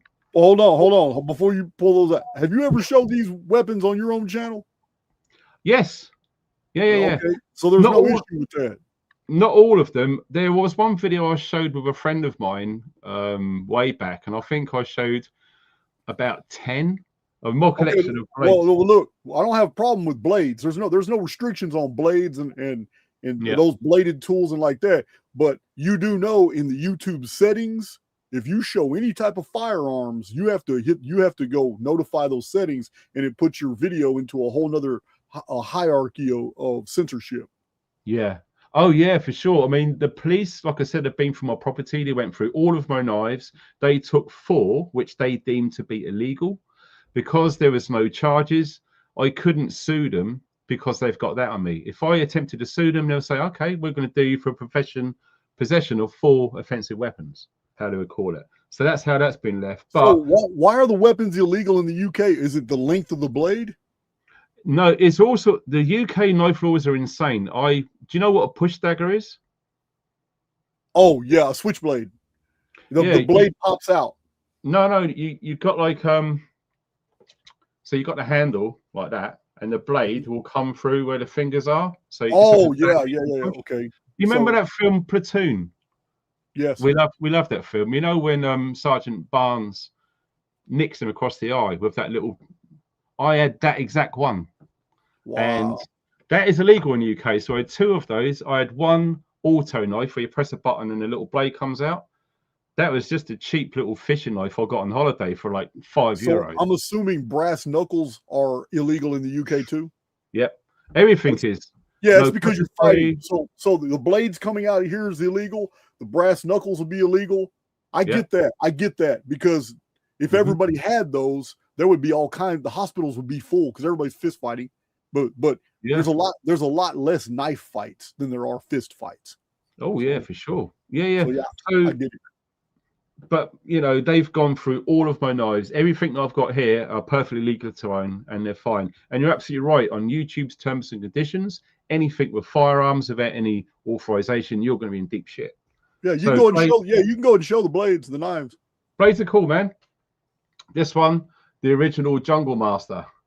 Jace, you're going to love this one, right? This is insane. You see that on the top there? You can pull it out. And you see that on there? It locks. You can take the blade out there from this webbing strap. So there's the blade. Look.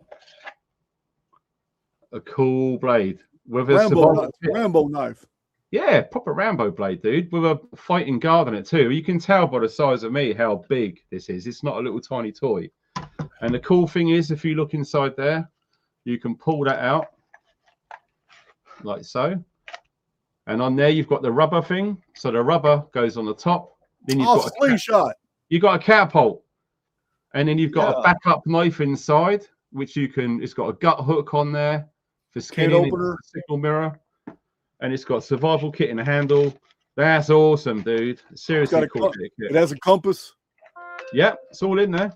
Wow. Put that out there. But yeah, I'm not going to undo it because all of the kit in there is a tricky way to put it back in. But there's fish hooks, there's compass. Fish hook. I was going to say it's got fishing line hooks, all a little weight. It's all ready to go. And it's got a saw blade on the top. And yeah, it's got a swedge on there. There's a drop point. razor sharp, sharp as hell. So that's called the Jungle Master, I believe that's called. And this one, you're going to need this. This will get you through a fire door, okay? The SOG Tactical Tomahawk. And what I've done on here is I've put Ranger bands, which is bicycle inner tube pieces around there. You peel these off, you like those, they will burn for 5 minutes. So you want to get a fire started, you're good. I've got a ferrocerium rod in there.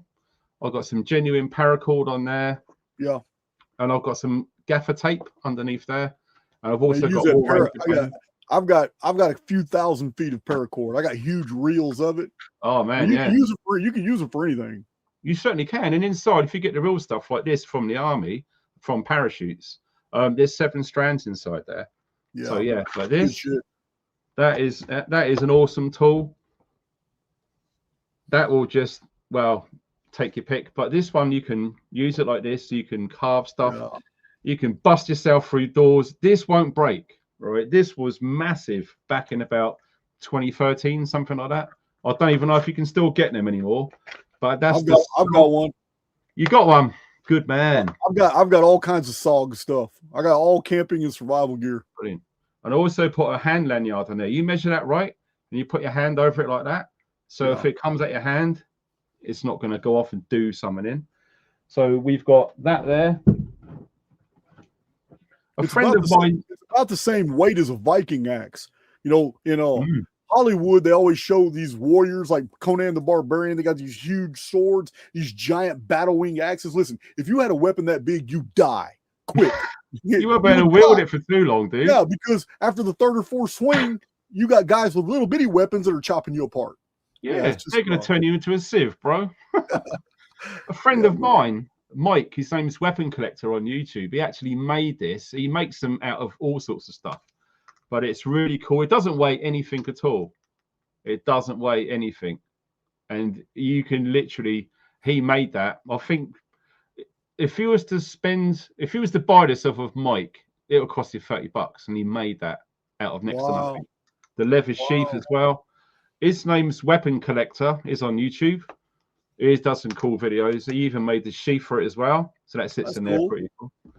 We've got, wow, if you want to see a proper parang, this is a genuine one made from leaf spring steel out in Malaysia. Look at that, dude. Look how beautiful that is. Yeah, it's nice. It's sharp as a razor too. That's the classic, exactly how they make them out in Malaysia. And I just put that in a UK Army jungle sheath. We got that one, which is a Becker BK2. I'll tell you what, there's a guy on YouTube, I think his name's Cutlery Lover. His name's Jeff. And he shot a 38 into this. It just chipped the fucking paintwork. No shit. So what is the law in the UK? Now you have all these blades at home. What about public? What are you allowed to wear a sheath and a knife in public in the UK? No, you used to. Back in the day, my dad's nearly 80 now, and he used to call him a jackknife, which would be just like a little folding knife, just something like this. Yeah.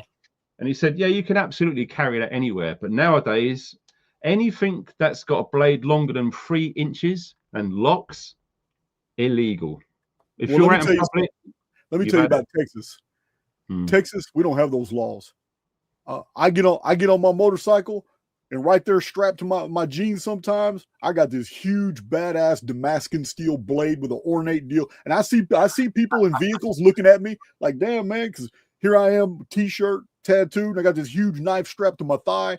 It's in Texas, as long as it's open for people to see that you have that, because here in Texas, people got pistols everywhere. People have open carry, they got concealed carry licenses. Being an ex-con, I have not been out of prison 10 years yet. I still can't get a weapon, and they're still iffy about weapons in Texas, because in Texas there is going to come a time where I can have assault rifles and weapons and all that, but that's Texas law. Right. Federal law still doesn't allow it. You understand? Yeah. So it's a jurisdictional deal. But anyway, yeah, it's just safer. I have no intention of ever using that knife, but it's perfectly legal. And it used to be a certain length, but they've already done away with that law. Now, Man, yeah, I'm going to Texas. about 3 years ago, man. Listen, I saw this chick come out. She was wearing high heels, a mini skirt. She had some. I couldn't tell the difference between the tattoos and the torn up lace. She was wearing like that fishnets that were all kind of tore up, but she also had tattoos on her legs. And she comes out looking like a dime, strutting her stuff at a gas station. As I was going in, she was coming out, and I held the door for her. And I looked down at her hip, and she had a badass war axe in a sheath, strapped to her right thigh. Look, I just asked her straight up. I said, "Have you ever needed that?" And I said, "Have you ever needed that?" And she just told me straight up. She says, "I've never had to pull it out. And I seriously doubt I ever will." And she just went to her car and drove off. I was like, damn. But here in Texas, you'll see a lot of that. People have weapons. You can openly carry weapons in Texas as long as they can be publicly seen and they're properly sheathed. Yeah. Oh yeah. Well, that's brilliant, dude. This was sent to me by a guy. I think he was in Poland, and he made this himself. Michael Schlees, I think his name is. That is a cool blade. It's nice and thick too. So, and the good thing about this, because the handle is quite slim and it's quite straight, it locks really well, and it's not gonna go like that, if you know what I mean. It really clamps in there, so you can proper grip it. Incidentally, you didn't hear this from me, but if you need to use this, if someone's attacking you, never do this. Always do this. I'm not going to tell you why. Let you work it out. Yeah. He knows. And you like this one. USMC K-Bar. Yeah, K-Bar is one of the most popular. It's one of the most popular blades in America. Yeah. That's my YouTube logo. You can see it behind me there. I see it. I see it. Here it is. It's even got a genuine fuller in there as well. Not a bloody a milled one. It's actually stamped in there to make it strong, which is what it's supposed to be. So all of these tools are going to be handy when it all goes tits up. This one, they call it the pig here in the UK. It's all been changed with the sheath. This is an MOD, a Ministry of Defense survival knife. If you want to see a tank, dude, there's a tank right there. This thing is so thick. Yeah. You could throw that at someone and you could kill them with that. So that's all genuine. They use this in the Arctic.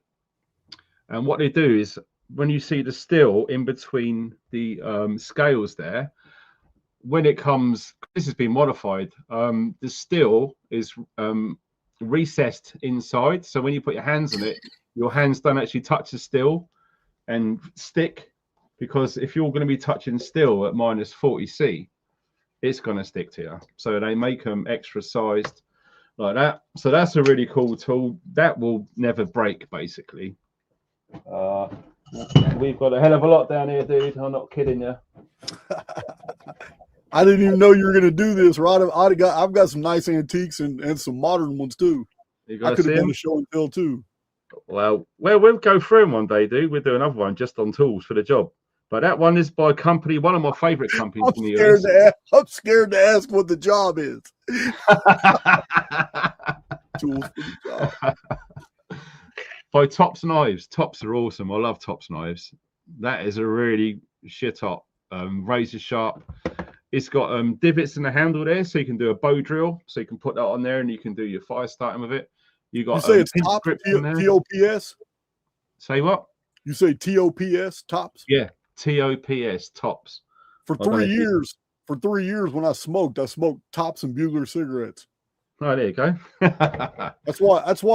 It's weird, man, that cigarettes don't bother me at all. And as a matter of fact, past girlfriends have all been smokers, and I don't know what it is, man. It's just I have no desire to smoke anymore, but it doesn't affect me, doesn't bother me. I can breathe. It just doesn't. But I was in prison And in 1991, 92, and 93, I smoked. And we were smoking the hand rolled. We didn't have filters. We rolled our own. Oh, so, yeah. But in around 1994, I just decided that, you know what, man, I'm gonna be here a long time. I'm gonna go ahead and start weight training. I wanted to get on the weight team, but I also wanted to compete because I fell in love with the game handball. And handball's not like racquetball. Dad and I used to go to Riverbend Health Estates Club, and we used to play competitive racquetball in a glass court while everybody in the restaurant used to watch us. And you can't play in the glass court unless it's by invitation. It's when people that work at the health estate club, when they watch you in the 16 courts. And if they always want people in there because it's entertainment for the restaurant. So Dad and I were at Riverbend almost every weekend, and we played competitive racquetball. This is back in the 80s. So racquetball is a slower game because you have a racket and you get to bank your shots off the walls and the back wall. The ball just can't hit the floor twice. We call that squash in the UK. Yeah, it's racquetball. But when I went to prison, I was in shock. I'm a kid. I'm a teenager. These are all adults. They've been here a long time, some of them. And I'm looking around and they're showing me the rec yard, and there's concrete walls in the middle of the rec yard, and they got chalk courts. And I'm watching these guys with their hands play racquetball with their hands, not using side walls or a back wall or a ceiling. They're only using the court. It is 10 times faster. Yeah. You have to be very athletic. So I started training. So I started getting on the courts training, because you're not allowed to play. If you in maximum security prisons, you are not allowed to walk up on a court of veterans who are playing this, and the speed of the game is astonishing. So you have to wait till all the big dogs are off the court and tired, and they go in and take their showers, and then I can be out there practicing. I spent months and months practicing before people started taking me as a teammate. And then, listen, man, they got no forgiveness in prison. You can't make a lot of mistakes. They'll just go ahead and X you out. Then it may take months or years for you to get cycled back in, somebody try you out again. I got a knack for that game. And the problem is I couldn't breathe because I was smoking those filterless cigarettes. Oh, yeah, so shit. My love for the competition, getting out there and playing these guys, man, at this super fast game in prison, my love for that trumped my love for smoking. So I quit smoking. I've never smoked since. Never smoked since? Never smoked since. Wow, dude. Fair play to you, man. We're going back to, this is another Tops Knives. This is from a guy who I spoke to quite a lot, and he's the guy who designed this, and it's quite crazy. His name is Nicholas Fury III. That's his name, right? Wow. He designed this knife, and it's a Bushcrafter Cookery 7, and that is 8mm thick. That looks like a short, fat scimitar. It's based on a cookery design. I'm going to show you a real cookery from Nepal in a second. You've seen the whaling knives when they're cutting the blubber off the whales? Oh yeah, that's like a giant razor, isn't it? Basically. Yeah, nuts. But honestly, when you think of tools, because I have this I won't want to say an argument, but I have this beef with some Americans, and they're so hell-bent on their pistols and their AR-15s and all the rest of it. That's great, but what happens when the ammo runs out and you've got nothing? You need to start to use stuff that doesn't require any ammo. And this is a genuine cookery by the Gurkhas here in the UK. This was actually made in Nepal. This is a genuine one. And that is insane. Wow. That's what they use. And it is so thick. Again, that is about 9mm thick. And that is from, I think that's from Leaf Springs as well, which they use out there. But that thing there, wow. They use that for everything. The cookery, that's a genuine one. And you got two tiny little knives in there as well. If you get the genuine ones, that's what you should get. But that thing there, beautiful blade. Absolutely awesome. Yeah, that thing. Yeah, it's a bit heavy duty with the the shock you get on the handle when you whack it into a tree. That's the only thing to watch out for. And not many people have seen this, but you remember that film Rambo when it come out, First Blood? Hell yeah! I just recently watched it. I did too. I just recently watched it because yeah, I went back and watched. I was like, damn man, I watched this as a kid, man, and it's a different experience as an adult watching it. Yeah. Well, I that made a big impact on me. I think I was about like 13 or something when that come out, and I went out and bought this. Look at that. That's the first ever knife that I ever bought. Wow. And that's got a little survival kit in it. I was in the army at the time, and I made this little camo sheath to go around it, and I carried that. And that's got that sheriff. Every movie that dude plays in, he's law enforcement, and he's an asshole. The sheriff in Rambo. He was in Cocoon, wasn't he? I think he was as well. Yeah, he was in Cocoon. Every single movie he's in, he's a prick, an asshole, somebody in authority, and he's just got a real terrible personality. Every movie he's in. He is, yeah. He's like boring as hell, isn't he?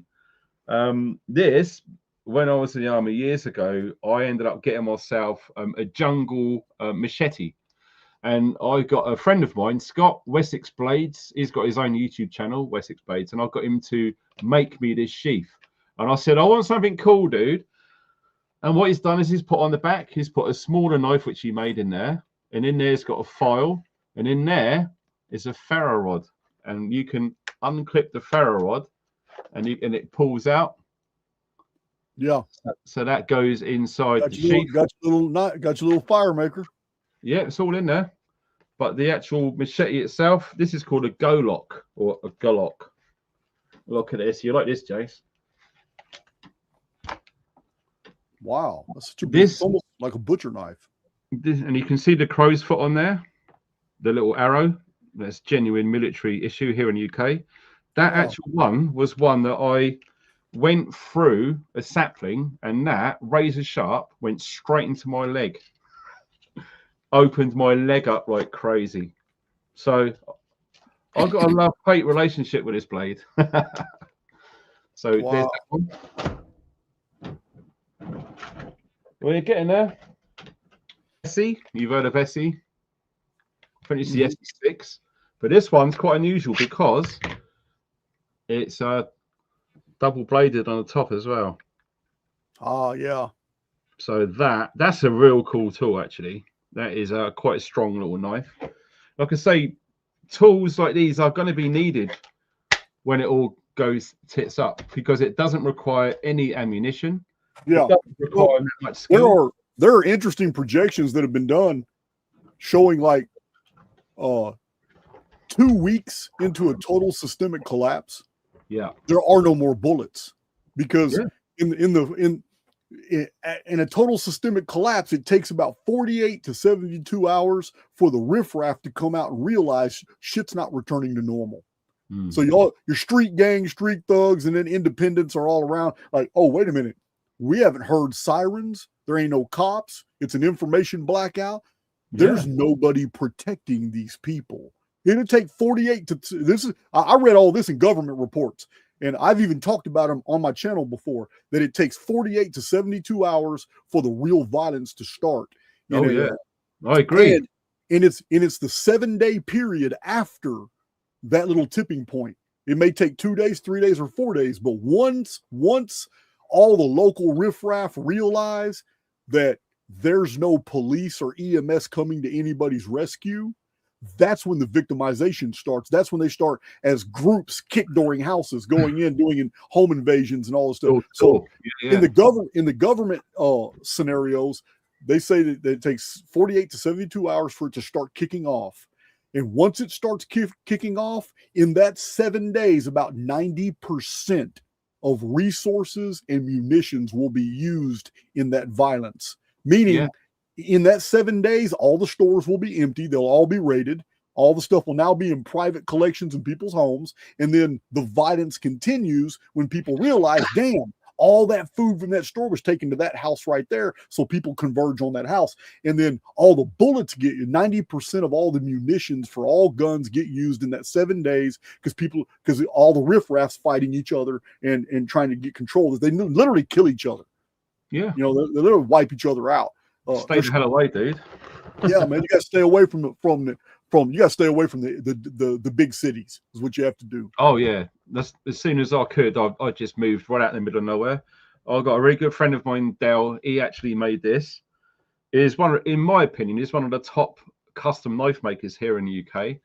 This one is a Tanto version, which he designed with a drop point in it. That's seriously thick as well, and that's been hardened. So yeah, that will go through car doors, tires, easy. So when shit goes bad, you've got strong tools. You haven't got some cheap little thing from Amazon for $30. You've got stuff that's really tough. It's going to last a lifetime if you look after them. This one I actually designed, and I got a friend to make this in Cornwall. You like this one? Couldn't a mirror polish on that. Wow, you designed that, huh? Yep, I designed it because I wanted it to fit in my hand, and I sculpted it myself with jimping on the top there, and I wanted it to drop slowly. If you can look at the design. Wow. And that is a convex grind, and it is freaking razor. It just goes through paper like nothing. So they confiscated all your weapons and knives? They looked through every single knife that I've got, and they took 4, and I've got about 150 left. So wow, they didn't take those. So I know these ones are okay, which is nice. This is one of my favorite ones. The guy who done this one, I just showed you the Tanto. The original one is the CRF1, which he called it. The Craig Ruby fighting knife. Craig Ruby is, I think, is a director or a head trainer in, I can't pronounce it. Is it Fingles Creekburg near Virginia somewhere? I forgot what it's called. But he designed this. This is my favorite, Jay. You'd love that. Look at that. And I've done a YouTube video on this, and I called it the ultimate fighting knife because this is designed as a fighting knife. And it is hard as hell. I might even put my logo on there on the blade, if you can see that. wow. But that's the CRF1, the Craig Ruby fighter. And that comes in a Special Forces American sheath as well, which is cool. So that goes in there. There's lots, dude. This one, if you're in the parachute regiment, you get issued one of these, and they sew it in your kit, so you can have it anywhere you want. So if your parachute gets tangled and you need to cut, all you need to do is you push that together, it opens that, and it comes out. And that is the blast, razor sharp. So that will go through, like we said, paracord earlier. Yeah. So you got to cut yourself free from the entanglement, so you can pull the ripcord on the auxiliary chute. You got it. Your reserve chute goes, and yeah, you're good to go. So they're quite hard to find for some reason now. They're really hard to get. So that clips over there. Whoa. Now, do you remember me showing you the BK2 earlier? That little Becker knife. Well, I went to go see some good friends of mine, and we made one, but I wanted to make it funky style. I wanted to make it a little bit bigger. So on the bottom, you're going to love this, Jace. See that there? That's a 50 cal ferro rod right there. Why you got that in there? Well, because it's big and it's going to last a son of a bitch long time. So that is my ferro rod in there. And this is the BK2, which I made a little bit thicker. And there it is there. That is, I think it's 8 to 9 millimeters thick. So yeah, that will batten through anything. Again, it's all been. Yeah, you can sharpen that one for years. Oh yeah, man, it's just, and that's just tool steel, so 1080 carbon, I guess, and it's bainite on the end, so that is hard as hell. That will crack anything. It will crack anything for sure. Another one of my favorites. This was when Mike Fuller, the guy who run Tops Knives when he was alive. When I was on the TV, I asked him to send me something special, and he did. He sent me this.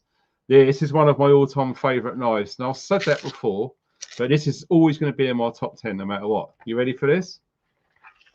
Look at that son of a bitch right there. That is the Steel Eagle by Tops 111A. and that again is 8mm thick, which is, man, it's big. That's your zombie apocalypse knife. That is, dude. If you wanted to grab one knife to do everything, this would be it. You can saw stuff with that. You can pierce with that. You can shave with that. You can choke up on these, which is what they're designed for. You got a thumb ramp there. You got jimping there. It's brilliant. I mean, it feels so good in the hand. I'll tell you what. If I ever come out to see you, and I'm open to within a couple of years, I'll see if I can get that on the plane and bring it out to show you. Don't get in trouble, man. No, I'm only kidding. But no, there's some seriously cool bits of kit. What else have we got here? You're familiar with the pistol Glock? Glock's actually got a knife. Mm-hmm. The Glock knife. There was one guy on YouTube a long time ago, and his YouTube channel was Knife Tests NOS. And he tested this, and this was one of the only knives, he tested about 20, that he battened that through cinder blocks, rebars, just wouldn't break. That's insane. That's the Glock knife in there. Really, really. And they're relatively cheap. You can pick them up for under $30. They're worth the weight in gold if you can still get them. And a friend of mine, he built me this for the zombie apocalypse. That's your sort of blade, Jason, I reckon. Yeah. It's got some weight to it. Oh, yeah, that has got some heft to it, dude. You can just tell how big it is there. That is heavy. Heavy duty. And, yeah, you made the great big fat sheath to go with it as well, if I can see. And that goes in there. We got something rather unusual. This is made out of bamboo. Strong, and that is razor sharp there. And that will go through any X-ray. Not a problem. But you didn't see that. That reminds me of the ice knives in World War II. Yes. They Well, were doing political assassinations, and there's no way to find the murder weapon because the knives were made out of ice. That's right. Once they melted, no evidence, all gone. This was one of my favorites, which I only found recently. You like your Japanese stuff? If I can open it. Look at that there. Columbia River Knife and Tool, CRKT. And it's got a lock on there as well, so you can engage that and it won't close up on you. That's really sweet, actually. Yeah. I haven't seen that for a long time. I only found it this morning. I was chuffed as shit when I saw that again. Yeah. And we got this one, which I used to carry as a boot knife. Hey. And don't underestimate it. This is the Cold Steel Super Edge. Those little serrations on there, if you can see them, are absolutely vicious. Yeah. With one little swipe, that'll go straight through a car seatbelt like it was from a telephone directory. Yeah, blades are good to have. I mean, they're. Oh yeah. See this right here. I got my wallet right here. Oh, cool, man! I like that. So, this is one of those wallets where you just hit a button and your cards pop out. Woo! It's pretty nice. Protects all your stuff. It protects your stuff from electromagnetic deals. But I have a SOG. This is a SOG attached to the back. Oh, nice work, man! I like that. Right here. This is a SOG. I've got that downstairs. The tiny little micro knife. I've got one that's about 1.5 inches long. Super strong, man. It's just utility. It's just for utility. You know, you never know when you need something small like that. Opening boxes and packages. That's got a Tanto tip as well. Yeah, it does. I quite like this one as well. This Cold Steel, which I love. They've made a very slimline knife, and law enforcement in America are using this. They call it the Code 4. And again, that's got a Tanto tip on it. That is a sweet little blade because you can see how slimline it is. But it's got like a triad lock on there. They had these knives punched through a strong piece of lumber, and they got a guy weighing 250 pounds hang on this handle, and it wouldn't shut. Wow. It stayed locked. the triad lock is just, I have to use the bony part of my thumb there on the crease just to engage it. So check this out. I want to change the direction a little bit, because you have a lot of people for their own personal defense. They're just not carrying knives. They're not able to carry a knife in public, not do anything like that. So there's one thing I want to call to your attention. Give me 10 seconds. I'm about to grab something. That's all right, man. No problem at all. Whilst you're away, we've got this one, which is really unusual. It's called a mini axe. It's called Max the mini axe, and that's by Tops Knives there. And you've got so many handholds with this to use it in so many different ways. And you can carry it, you can lash it. You got a thumb ramp on there. That's just an awesome little tool, that. And again, that can go on the side of your motorbike. You know, that will get you through fire doors, etc. And that tip is hardened. Jason's back in the house. What do you got for us, man? Well, I would love to show you the badass knife that I have strapped to my thigh when I'm on my motorcycle, but it's in another building. I'm not gonna go get it. Nah, that's all right. In here. First of all, I will show you. This is mounted above my door. This is all homemade. Oh, this is mounted above my door. It is the exact dimensions of a Legionnaire's blade. Yes, I was going to say that's a Legionnaire's blade, isn't it? So this is just the knife that comes with it. Oh, that looks almost like it's Turkish or Persian to me. Yeah, I'll say it's a Persian design blade there. Yeah, they did. I love Damascus steel. Yeah, that's like a shortened version of the Gradius, by the look of it. Is that like double-edged, I reckon, isn't it? It should be double-edged. Yes, it is. Exactly. Yes, it is. Just like a Gradius. I thought it was. Whoa, dude. This is a nice blade, man. You seen that film 300? And it's not like I'm 216 to 222 pounds. I fluctuate between winter and summer. So this isn't beyond my weight. I could wield this for a while. Yeah. That's nice, dude. But I'm gonna put this away. This isn't what I wanted to show you though. Yeah, I understand. I'm talking to the women now. So, lady blades. I'm going to tell you now. There's a lot of gimmicks out there you females fall for, only because you don't have the experiences of being attacked all the time. You don't know. So I'm not being denigrating here. I'm trying to educate you on something you really need to know. There are a lot of companies putting out mace. They're putting out all kinds of things like mace. This is Phoenix mace. Phoenix. I trust you. So listen, I've bought and tried a bunch of these, and they're almost all garbage. Now, really?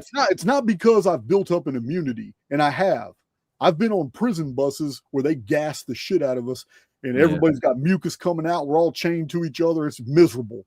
But I've been on cell blocks many times, and I've had to inhale all that stuff. It's not because of that. Because after years of not breathing all that mace and all the they got some type of chemicals too that are also affect you neurologically.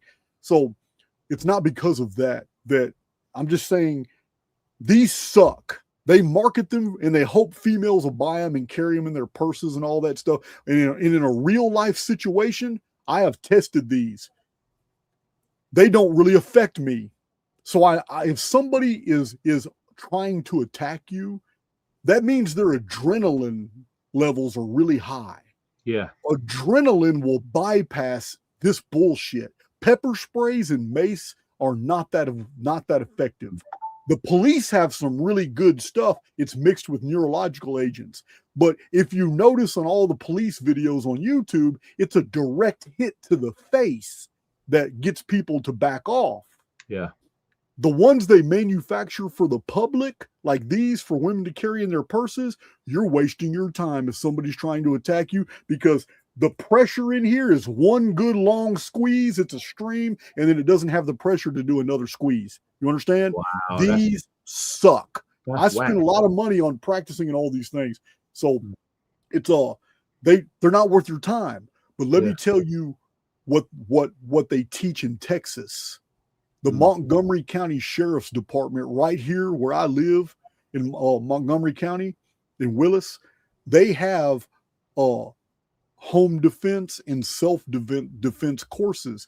Do you know what they teach people to do? And they say it's the most effective thing in the world. They even tell you these are bullshit. They're not going to save you. If somebody is trying to attack you, they're going to attack you. They're going to be pissed because you just sprayed red pepper stuff all over them, but it's not going to stop them. Yeah. So what law enforcement is telling people to do, you're not going to believe. You're not going to believe this. They're telling you that there's no way a man can get hit in the face with this and not need medical attention. It's impossible. No matter how well trained they are, no matter what they're trying to do, because of the chemicals that are in this, it will instantly put any man down. It is wasp spray. No shit. This is what law enforcement is telling women in Texas. This is the best way for you to defend yourself, because anyone gets hit in the face with wasp spray, you must have medical attention. Put you down. You can't breathe and you can't see. Yeah. And I think that's quite a pressurized container with an extra large nozzle. So that thing goes for a long time. Mass volumes of shit out there, isn't it? It goes for a long time. So yeah, when I heard a sheriff talking about that, I was like, wow, that's amazing. It's like Home Depot. It's $9 a can in Home Depot. Wow. And it's a huge can. And I don't wasted a whole bunch of money on these. I've been practicing. I got a little target out. I just practice. Like, it's stupid. I bought a bunch of things just to experiment with them. Like I've got 50 caliber pneumatic weapons because in Texas I'm allowed to have them, even as an ex-con, because they're pneumatic. What shoots the projectile is highly pressurized air. So I have a 22 rifle, a short rifle. It looks like a pistol with a silencer, but it's a 22, and it literally takes a special pump. I have the pump, and the pump pressurizes the canister, and I got about 50 shots with it at high pressure, and it's amazing. It is a 22 caliber. It'll blow your mind, and it's just air, and it's absolutely legal in Texas. I don't know if it's legal in other states, because that's the deal with the United States. You have to check the laws in whatever state you're going through if you're going to try to carry that stuff through that state. But in Texas, man, we can have almost everything. That's awesome. I got one last. I think I showed you this before in a video. This was made by a guy in his shed in the UK. Wow! Look at that! Look at that scabbard. Yeah, it's a bit of a beast. I've got to be careful I don't cut myself. It looks like it's like a hybrid of a long sword and a rapier put together. Yeah, it's a bonkers tool. It really is. But when you need that bit of reach, you're not going to get let down with something long like this. Seriously. And he actually made the whole thing by hand. Every single thing made by hand, including the sheath there, all leather, brass. And he'd done that in his shed. He forged it, he tempered it, sharpened it, polished it, the whole thing. Yeah. So for those who don't know, the reason why the short blades are so important is because if you're ever fighting somebody who really knows how to fight, the short blades do all the damage. They're close in.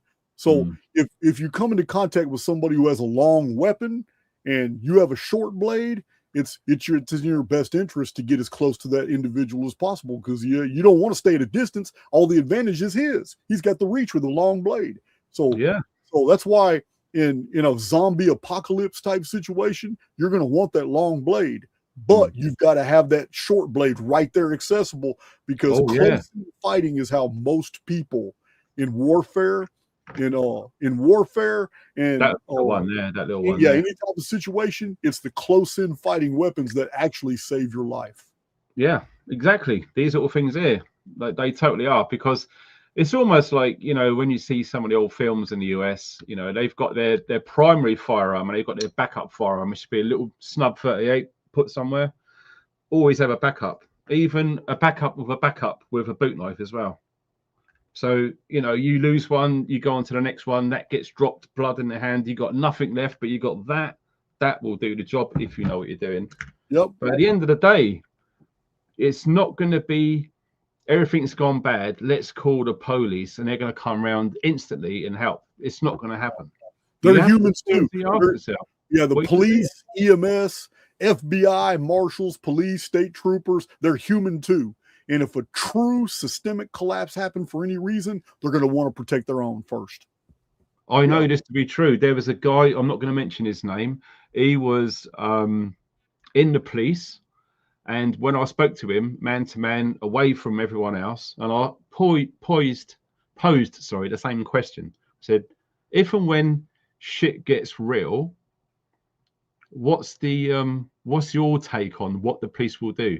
And he said, based upon everyone that he was friends with in his police station, they all said they would be at home with their families. Damn right. So you're going to have 70% of the current police force not going to be in attendance, and whatever's left, they're not going to be able to handle 70, 80, 90 million people off their tits. They're not going to be able to. Did you know that there are policies in place for EMS and for emergency services like fire and all that? If too much is going on at one time, they're literally ordered to stand down. Just keep the trucks inside the firehouses. They're literally, if too much is happening, they're literally ordered to stand down, because they don't need angry mobs destroying all the municipal hardware, all the municipal vehicles. They don't need it. So they just stand down. Yeah. Most people that does make sense. We've had that in the UK. We've had ambulances just torch, set on fire, smashed to bits, because it's safety in numbers. And when you've got a crowd of 20, 30,000 angry people, and you've got one ambulance and you've got 3 police cars, what do you really think is going to happen? So it's just crazy, man. But these are, like you said, and it's very, very important to try and get this into your psychology, people, is when this goes down, 3 days, all of your Walmarts, all of your Targets, everything's in your Tesco's, it's going to be emptied, and it's going to be emptied fast. Yep. And then you got to get into yourself. Hospitals, doctors, hell, it's not safe to work. They're going to stay at home. You're not going to be able to get medical attention. You need to learn first aid and medic stuff. In fact, the skills that we are going to need to really understand, which is one of the reasons why I started my YouTube channel way back in 2012. I wanted to see how I fared in all seasons, choosing the kit and equipment which I'm drawn to, which I tested, and I know which works. All of the stuff that didn't work, I sold, got rid of it, give it away. All of the good stuff I've kept.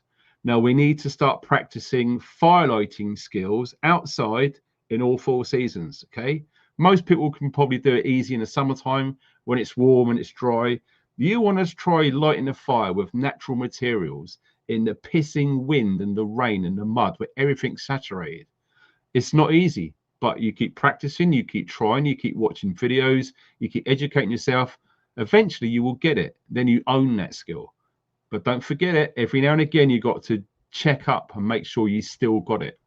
Because some YouTube videos make it look so easy to light a fire in the wind and rain. The reality is, even gurus like Ray Mears and all the rest of them, every now and again, they will struggle too.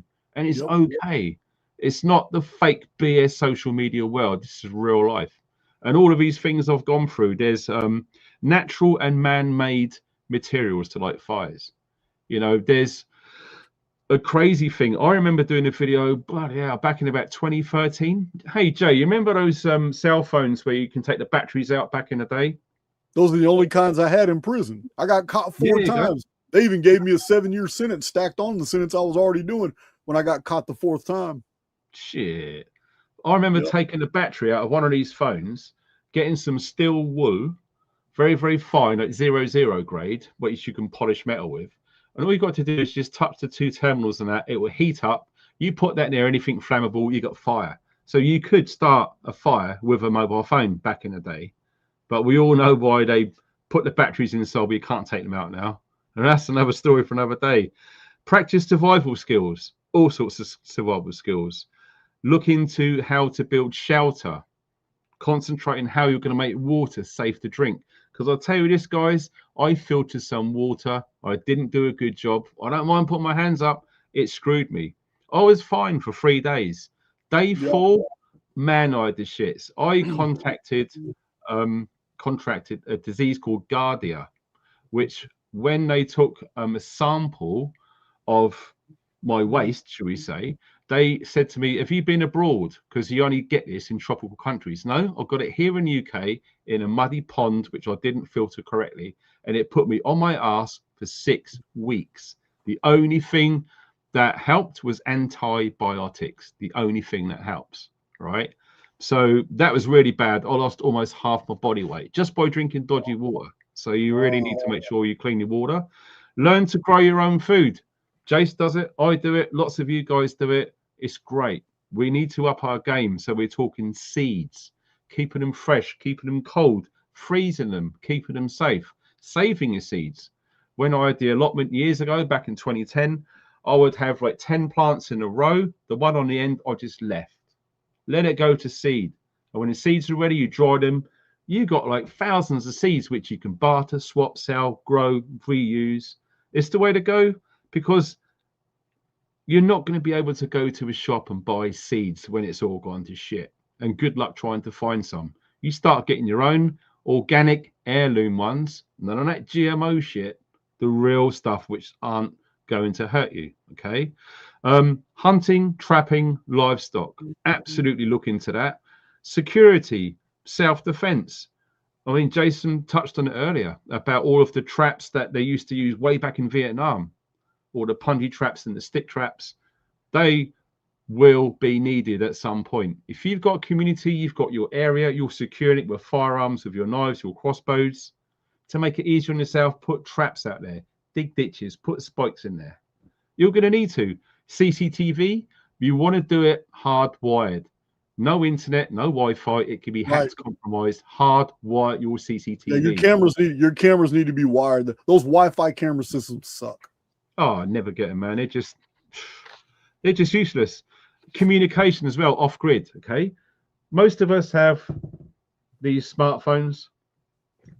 Just imagine the only things that are going to work on your phone are apps that do not require the internet. Okay, think about it. If you're all crazy on Spotify, something happens to that, you've lost all your tunes. I've got all of my stuff on an internal SD card, and I've got backups and backups of that.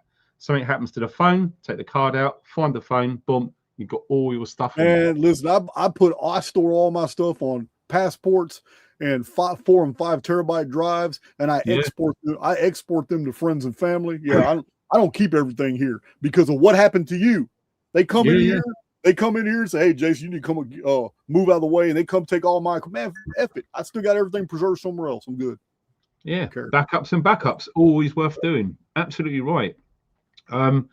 Learn navigation, map reading, compass. Don't get used to technology. Forget all that GPS stuff, because especially if you get solar incidences, okay, you're not going to be able to rely on GPS. It won't work. You need to learn how to use a compass, how to use a map. And like that book I showed you earlier, The Natural Navigator, it teaches you how to navigate all over the planet, looking at certain trees, how they're growing, mosses on one side. All of these tips is a brilliant book, actually. Shooting as well. Hey, a friend of mine recently laughed at me because I have a huge collection of United States and North America atlases showing Canada, Mexico, and the United States, and all the state highways, regular highways. I even have blow-ups of whole areas showing the farm road routes. Yeah. He said, "Man, we got GPS now. We got Google." Man, shut up, man. I said, "I'm collecting these." I'm the same. I even paid good money for some of those almanacs because they haven't even been printing them since the 90s. I know. And do you know what? A treat I used to do for myself every Christmas, I'll buy myself a UK giant size road atlas. And it's got the whole country, all of the up-to-date roads every single year. It's only like $10. And, you know, you collect them and you've always got their intel then, because they don't require batteries. Just keep them out of the rain. All right. Yeah. Learn how to shoot. Okay. Not all of you guys, ex-military like myself, have been trained on firearms, and Jason used to use them back in the day. Lots of people do, it's important to get a bit of range timing now and again, because let me tell you something, if you've got firearms and you don't shoot at least once a month, you need to start checking in. Clean your weapon, make sure it works correctly, learn how to strip it and unstrip it in the dark with your eyes shut, learn how to feel where it goes, keep practicing. We all done it back in the mill. There's nothing stopping civilians doing it, because sometimes you might get a stoppage. It might be outside in the dark, in the rain, and it jams. What are you going to do? You need to practice. You need to get on top of that, because that's going to be your first line of defense, your firearm. So let me address that. Blades. Let me address that, because there are people, and I don't want to denigrate them. There are people that have a problem with having a normal firearm, type of firearm. But these same people don't really realize what they're marketing now. You know, you can get these awesome pneumatic pistols for home defense that shoot 50 caliber balls that will knock a 300-pound man on his ass, requiring hospital attention. We're talking about, they're now manufacturing rubber and plastic pistols that are pneumatic. They just take air cartridges and they only shoot 3 to 6 times before you have to change the cartridge and put a new cartridge in it. But you can get on Amazon and look up home defense pneumatic pistols, and it will blow your mind. Some of you females out there don't want a gun that discharges actual gunpowder bullets. I get that, but they do have defensive deal. You can change the munition. If you don't want it shooting a pinball, piece of steel at them, and you want to just shoot like a pepper ball, it's still going to hurt. It's still going to leave a massive whelp. It's going to maybe even knock them out, but it also pepper gases them at the same. You know, the pepper balls? Yeah. For home defense now, they're all over. You can buy them on Amazon. And they're legal everywhere because it's pneumatic. But aside from that, there's nothing sexist about me at all. But this does need to be said. Whether some females get offended or not, I'm talking to the females that don't get offended. Listen, a lot of very attractive females need to understand. Man, I was in prison 26 years. I understand the criminal element better than you can believe. And I'm going to tell you now, most sex crimes are attacks of opportunity. You understand? There are attacks of opportunity. Really, really good-looking females are the first thing that comes up on a bunch of guys' minds as soon as it's understood that something unusual is going on in the community. Now, some guys are trying to play hero, and they're going to come show up and say, "Hey, man, you want to come to my place? Come, get out of here, man!" Because it's an opportunity. You guy may have a crush on you. I don't know. But are you going to take the risk of not having an exit strategy already in place? And what I'm saying is, you're an attractive female and you're living alone. You might be living with your daughter. You might be living with your family. You don't have a guy around. You don't have a gun, or even if you do have pistols, you still need an exit strategy of somebody nearby that you trust, that's going to help, that you can go help and defend his place, and being there is going to be defensive for you and your kids as well. Every female, not just attractive females, but every female needs to have an exit strategy if there is a situation like a national emergency, because it's these situations we already know. Look what happened in New Orleans. More rapes happened in Hurricane Katrina because no cops are going around, so people were kick-dooring homes, just going in there raping females during the time when other people are just kick-dooring houses and stealing people's shit because everybody fled from the hurricane. Yeah.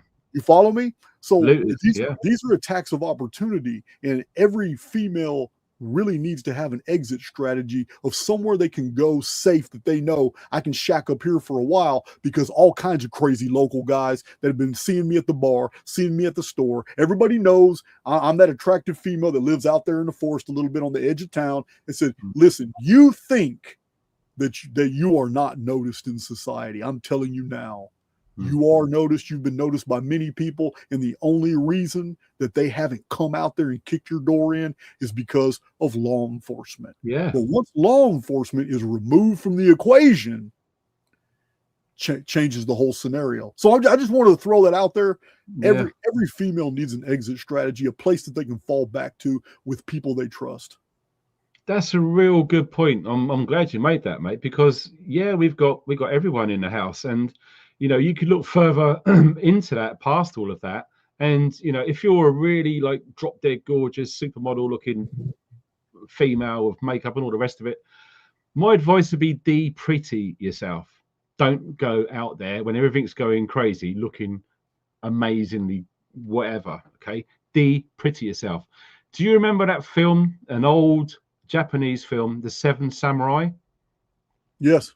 One of my favorite films. If you recall, in that film, there was a young girl, when there was heads up that there's going to be attacked by bandits, she cut all of her hair back and made herself look like a boy to prevent herself being singled out and bad shit happening to her.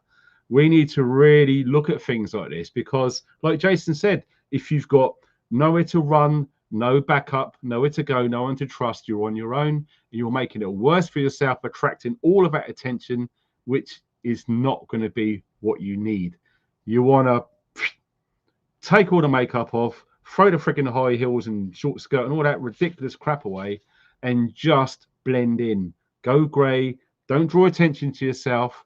And like Jason said, and he's absolutely right, he's bang on, exit strategy. Have a plan, have somewhere to go, have something worked out.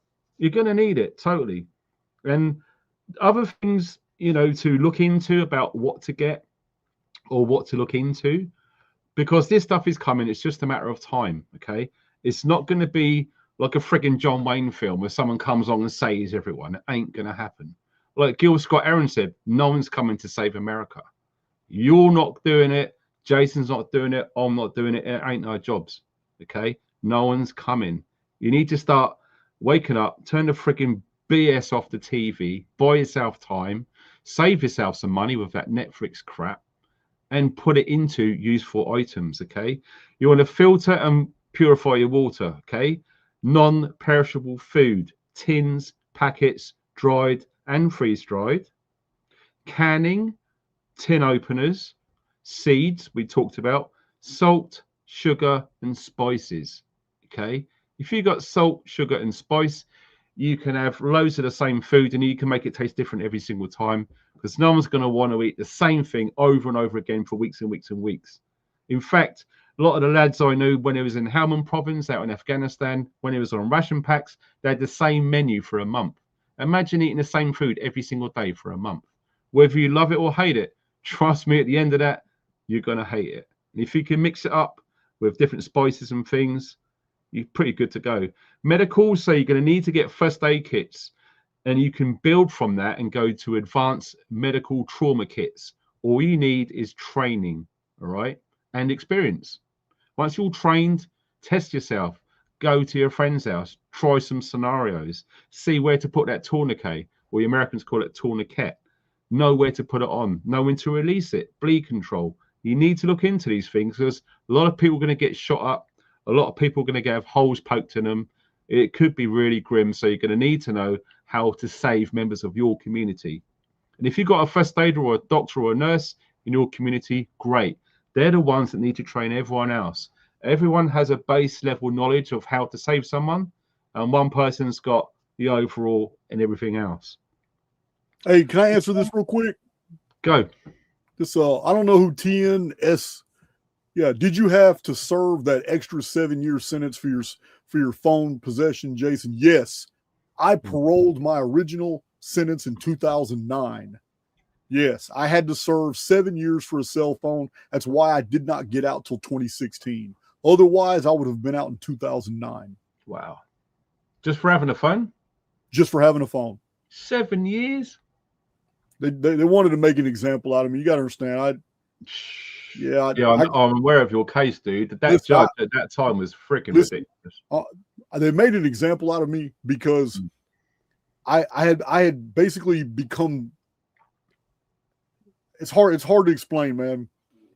I decided to do time my way. When I realized that they were going to create new legislation, retroactively apply it, and keep me in prison longer, like they did hundreds of other guys, I basically said, F the system. I'm going to do time my way. And I started paying officers to bring me contraband just to make my life, ameliorate my life. So I started getting gadgets, started getting everything I wanted to do. I started making money in prison, black marketing stuff, but I did it networking with the wardens, captains, lieutenants, and majors that wanted to make money too. So they had me, they protected me as much as they could. I got caught 4 times.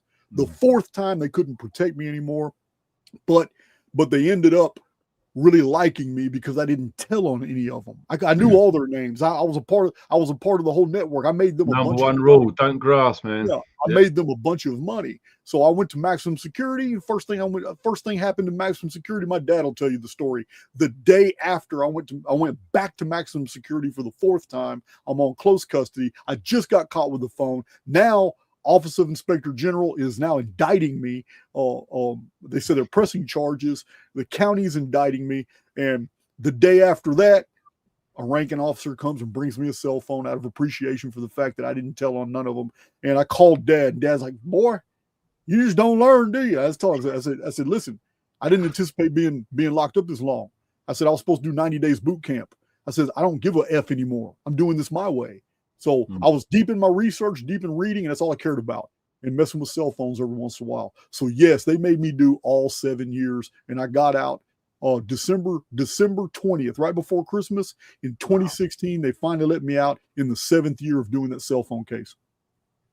But that was a good Christmas, huh? It was a good Christmas. I was a little shocked because I've told the story before. I told the story before, man, that they denied my parole over and over and over and over to the point where I basically told the parole board to F off. When they wanted to call me in there and talk to me, Jose Alceida was the head of the parole board, and they wanted to talk and say, hey, man, if you'll just give us like 6 months off of close custody and just go work a job and don't get any disciplinary that says, we'll bring you up for parole and review your case and all that. I said, man, F parole. I said, you guys have been acting like I'm a monster. I said, man, I took a victim to the police department. You guys have been painting me like I'm a demon and I'm a monster. So I promise you, with the day you release me, I'm going to be the very monster that you pretended me to be. So don't parole me now. Yeah, you may as well make me do my whole sentence. I told them all that, and then right after that, they paroled me. It's crazy. Fair shout. But it didn't matter. It didn't matter because I still had to do the cell phone case. Yeah. You never guess what movie I watched last night. What's that? Stir Crazy. Who plays in that? Gene Wilder and Richard Pryor. You see that one? When they do the rodeo thing in Texas, when they break out of prison. Oh, dude, you got to watch that. I might have seen it because I really like Gene Wilder. Oh, no, I do too. I love him, man. And him and Richard Pryor are hilarious together, man. Stir Crazy, 1980 it come out. And you'll piss yourself watching that, dude. Yeah, 1980, I was 7 years old. I might have to look that one up just to see it for. Whatever. Oh, it's hilarious, mate. The stuff they get on in prison, you'd wet yourself, dude, because you've been there. You can relate to all that. They put him with Grossberger, the big dude in the cell. They put him in chokey for a whole week. It's great, man. It's awesome. But going back to this list, I'm going to run through it real quick because time's going nuts as it always does. Awesome. So we've talked about the medical stuff. So your first aid kits, the advanced trauma kits, which you work up to, medications. Okay, most people are on some sort of medication. Make sure that you learn how to stock up on some. If it's medication, if you skipped it for a couple of days and it doesn't do you any harm, those are the ones to stockpile on. And it's easily done. Okay, you go to your chemist or your pharmacist and you get a month's worth of tablets or 30 tablets or whatever it is. Okay, you take them, and what you do is they're aware of what day or date you've got to go back there to get some more, and you just don't take 2, 3, or 4 out of that pack. And then over time, over a year, you could probably earn yourself a whole month's worth extra just on that. It just buys you more time. You can barter with them. So medications are really good, but obviously not every medication or everyone can do this sort of thing. But learn how to stock up. There will be a black market on medicines. And of course it will. Capsules, powder in capsules do not last as long as tablets. If you was to get some paracetamol and it expired like tomorrow, 5 years from now, you could 100% use them and it would do exactly the same thing. You just need to make sure you keep them away from damp, away from heat, and keep them dark, and they'll be good to go. And it's relatively cheap, so I'd absolutely stock up on paracetamol, all the rest of it. Insulin, if you can learn how to navigate around that one, because that's crazy, because the shelf life, I understand, isn't that long. So that is really crazy. Any allergy medications that you're going to need. If you've got a CPAP machine, okay, you need to make sure that you can power it. So I don't know if you can see that there, but that is an emergency backup solar generator power bank. You could run the CPAP on that piece of kit for about 4 or 5 days. And if you've got a solar panel, it's forever until that battery dies, which will probably be about 5 or 10 years. So it will well take you through these scenarios. Hygiene as well. Let me tell you this, if you think you are going to go through a collapse without washing and be fine, you're going to lose every time. Being in the military, being in the infantry, if you don't wash your bits and pits on a regular basis, you will get fungal rot, you will get sores, you will get abrasions, you will get lesions, you will get infected. Without any antibacterial stuff, you will 100% die, just like that. Very important. Shower gel will last forever, pretty much. Bars of soap, bleach, toothpaste, toothbrushes, any sort of wipes, insect repellent, antibiotics. You need to get those whilst they're cheap, and they last for a long time. They really do. Tools, hand tools and power tools. Make sure you got like Jason was saying, he has got like gas generators. You got solar generators there, so you can power up your power tools if you want to construct reinforcements or board up windows. You're absolutely going to need tools. Okay, most people already have these, so you're not going to really need a lot of extra expenditure. Most people have got half of this shit anyway. Okay, so power generators are good when there's no power, because when everything goes shit, there won't be any power. Okay, those days of pressing a switch and the light comes on are limited. Okay, we have to be frigging grateful for all of this. Don't forget, there's a third of the world who haven't got access to clean, safe drinking water, who haven't got electricity. We're extremely privileged, and therefore we should be grateful for these things. You got? Do you have life straws on your list? I've got more than that. If I can get it here, yeah, I can show you this. This is awesome. They actually make these here in the UK, and that in there is a lifesaver jerry can. All right. Now in that will clean and purify 20,000 liters of water on one filter, and we're talking crappy liquid in a dirty pond with feces floating on it or flies in it. Yeah, you put it that and it will come out clean. You don't have to boil it. I have life straw for like real deep survival stuff. You actually hang it on a tree limb or something. It's a huge suspension bag and the filtration system, and you can pump the water from a stream or a lake or whatever, and yeah, it'll clean that water too. Oh yeah, life straws are good. And these are the pump primers there. So you pump that in there and it will come out pressurized the other side. But 20,000 liters, I think I've got a few of those. So when you think nice. I like this setup. Dude, I'm not joking, man. A lot of my friends live full-time in vans. They go all over Europe, right? And they've just got one of those. I mean, can you imagine how ridiculous it's going to be trying to store 20,000 liters? Do you know how much room and weight that is? You got that? You just want rain, pond water, river water. Hell, you can pee in it and you can pump it. It comes out pressurized. It's clear as a whistle, and you won't get any problems with it.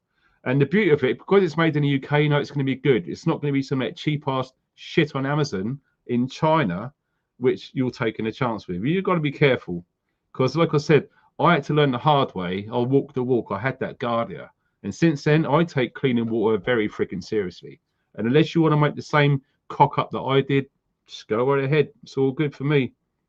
So we're going through the power stuff. Torches as well. Now, like you said earlier about the ladies, okay, torches like this,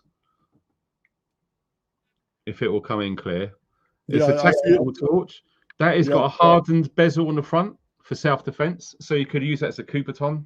Yeah. Right, so it protrudes the hand, and on this one you light that sucker 3 times and you get an intense powerful strobe, and I think that one is probably around 5,000 lumens. You shine it in someone's eyes and you strobe them, trust me, they are going to shut their eyes, they're going to look away, they won't be able to see very well for a while, and that buys you time. You can do whatever you want.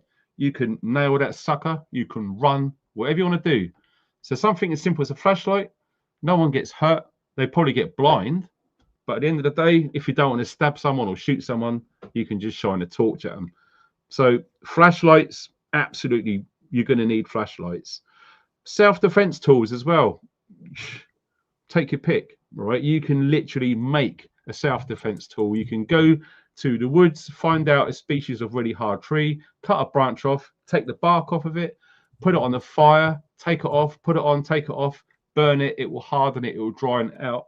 You whack that around someone's head real hard, you got a self-defense tool for free. All right. Sprays as well, like Jason pointed out, not all of them are good. Okay, you can make your own. All you need is a high pressurized container, and you can mix up the craziest badass chili pepper you want, and yeah, absolutely going to defend yourself if you spray that around the nasal area. Absolutely 100%. Alarms, CCTV, night vision. I had something up here. This thing, dude, I done some trials on this. I tested this. This is thermal. Okay, so okay. You can go outside, anything with any body heat, it will pick it up. And I'll guarantee you this thing, right? $300. It doesn't have to cost $3,000. If I walked along outside, and I live in the mountains, okay, if I walked 100 yards and back, and then I got this out, it shows my footprints on the floor that I left 2 minutes prior. Hold on, man. Hold on, man. You know what? Insane. I had a guest 2 weeks ago. He was telling me about a book that was so interesting. I already got it. I ordered it during the video. No way. I get that? Can I get that online? What, this thing here? Yeah. Yeah, if you go to my channel, there's an Amazon shop. You go onto that, it's already in there. And you get a discount as well. What is it called? What is it called? That one, it's by a company called Top Don, TOPDON. And it's a thermal monocular, and you're looking at TS4. So it's Tango Sierra 004. Okay. And it does night vision, thermal, and 7 different modes. The one I like best is exactly the same one they used on the film Predator. What is does it take a battery? No, it's USB, you just charge it up. Wow. And the best thing about this, I had a friend of mine who's gone through these. The best thing is the focus wheel is on the back where you hold it on your eye. So you can hold it and control it there. You start going around the front and adjusting like some of the other ones, you can't bloody see through it because your hand's in the way. So it's a great design. But yeah, all those links are under my videos and any of my stuff on my channel. But having things like that, because think about it, nighttime, it's dark and you can't see in the dark and someone else can, you've already lost. It doesn't matter what Thank you, Funky Man. Appreciate that. Problem. Yeah. No It'll be delivered tomorrow. I'm gonna show the community. It will be delivered tomorrow. There you go. Well, if some of you guys can't wait till tomorrow, I can show you what it's actually like inside. Yeah, man. Thank you, man. Appreciate that. That's all right. I got me a pro tip. It's waterproof. You can drop it on the floor. It's dustproof. There you go. And there it is there. It's all rubberized. Yeah, man. It's even got a mount system on the bottom. So you can mount that to any of your firearms as well. And there's all the controls, and you just charge it up USB-C, same as your phone charger.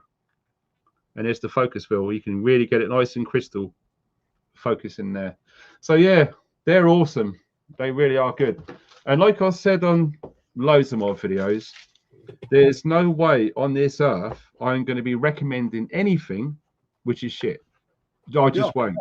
The amount of stuff that I've had sent from some of these Chinese companies, and I've tested it and I said, nah. I would send it back to them. Most of them say, I'll just keep it. and I just get rid of it, because there's a lot of crap out there, guys, and anything you see on my videos is always going to be good. Some of it could be expensive, but like we keep saying, you get what you pay for. Okay, it is what it is. You know, some of you guys, if you want to drive around in a $200 car, you're totally aware how long it's going to last for. Well, it's the same principle. So having stuff like that where you've got night vision and you can see it's going to give you an advantage. Okay, but you can do all sorts of raid missions on other properties to get resources. They haven't got night vision. You already got 1 foot ahead of them. Okay, vehicle maintenance. Lots of people have vehicles. Do you know how to repair your vehicle? God forbid if you've got an EV. Damn. Hey, Jace, did you hear about some of the floods and the crap going on in the US when all these EVs were just getting buggered? Yeah, all the time. You say, yeah. Dad and I were in my van, and we drove from San Diego to Bakersfield one time sometime last year. And from Bakersfield, we went to Vegas, and then from Vegas, we went to New Mexico, and on the way back to Texas, we drove a lot, and it shocked us. Well, we weren't really shocked, but we just couldn't help but notice how many Teslas were on the side of the freeway. These battery vehicles, they don't make it between the big cities, and they're on the side. Like, wow, man, is it just us? Or are we seeing only Teslas out here? It's crazy. Do you know something, Jason, and the viewers there? If you've got an EV, quite recent, if you go through water and it fails, guess what? It's not covered on your warranty. You get any water anywhere there in batteries, which are literally 8 inches off of the ground, nah, you're not going to get nothing. Look, there's also the issue that those batteries are putting off electromagnetic field that's making people sick. Yes. So, yeah. Some guy done some EMF test on his Tesla Model S, and my God, the readings were off the chart. Someone had one of those Cybertrucks, and they put a voltmeter on there, and it was reading current on the metal. Yeah. Just stay away from anything from buddy Elon Musk. Well, look, even if you have a normal vehicle, listen, there with less than $250, $300, you can turn your normal vehicle into an electric generator, and you can power all kinds of shit. This is your motor. Yeah, there's there's YouTube videos that teach you how to add just a few little components to your battery, and then the alternator in your engine serves. You don't need to pay. You don't need to spend $700, $800, $900 for a generator, a gas generator. Your vehicle will do the exact same thing. Yeah, I've actually used mine. I've plugged this into the 12-volt cigarette lighter to charge it as I'm driving. Why wouldn't you? It's free. Okay, I'm driving there and back anyway. Why not top up this generator? So when the lights go out, which it did a few times here, I had 3 days without any power. And without these, all of the food in my refrigerator would have gone. I wouldn't be able to pump water from my well to come out the taps or flush the toilet. So these solar generators, or any generator, and even like Jason just said, you know, I'm going to tell you a trick from prison that I learned in prison years ago. It shocked me. Be careful. No, these are things. These are survival tips, guys. Listen, there was some times in prison where it got super freezing cold, and because officers didn't feed our block or another block or something, the inmates would protest and take their locks, combination locks for their lockers, and put them on sheets made of rope made of sheets, and break the windows out in the summertime. Because it's so blistering hot, inmates die from the heat. It's all concrete and steel. And if it's 103 degrees outside in the Texas heat, you can imagine how hot those buildings get. So the federal government came in and made Texas put fans on the cell blocks because there's still no air conditioning there. So they put these fans on the cell blocks to keep inmates from dying. But Texas authorities retaliated by not fixing the windows. So in the winter time, all those windows are broke out. You understand? It's freezing cold in those cells, and that Arctic blast hits you. Yeah, it gets cold. So it's all concrete and steel. There's no insulation. So everything is super cold in prison. Well, this is what we learned. You can take toilet paper and just roll it around your hand, and take a little bit of baby oil, Vaseline, or if you have to, even water works. But once you've rolled a big wad of toilet paper around your hand, then you take the Vaseline or the baby oil and you lubricate just the inside right there and fold it in. And then turn it upside down and fold it in to where you have a toilet paper roll with a hole through the middle, but it's got a little bit of Vaseline or baby oil on the end, and you light it. Two pencil leads in the socket, a razor blade to touch them. You spark off, light the toilet paper. This will burn for if you've got the inside lubricated, it will burn for a long time, and the toilet paper won't burn. It'll stay a toilet. It's like a little miniature oven. And because the toilets are stainless steel, you put this underneath the toilet on the concrete floor and let it burn. It gets the toilet super hot, and your toilet becomes a heater. Cool. Man, this is what we had to do sometimes. Your toilet in prison becomes a heater and begins to radiate heat, and it takes the chill out.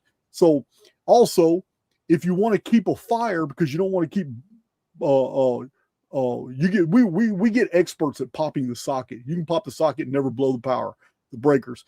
But if you don't want to keep popping the socket, we'll take toilet paper and we'll take 4 plies and stack them on each other. And with our hands being moist, we'll roll that toilet paper up into a rope. Yeah. 4 plies. And then you just keep adding a little bit of water, and then you attach it to the ceiling and then pull it down to the floor. And then once it's super, because you got to tighten it. Once you got to get it real tight like a rope. Then you light the bottom of it and blow it out, and it will burn for like 9 hours. It's a slow burn of about 9 hours from the floor all the way to the ceiling because you made a rope full of toilet paper. That's cool. And you blow the fan. So these are little hacks in prison. You know, when we're freezing to death.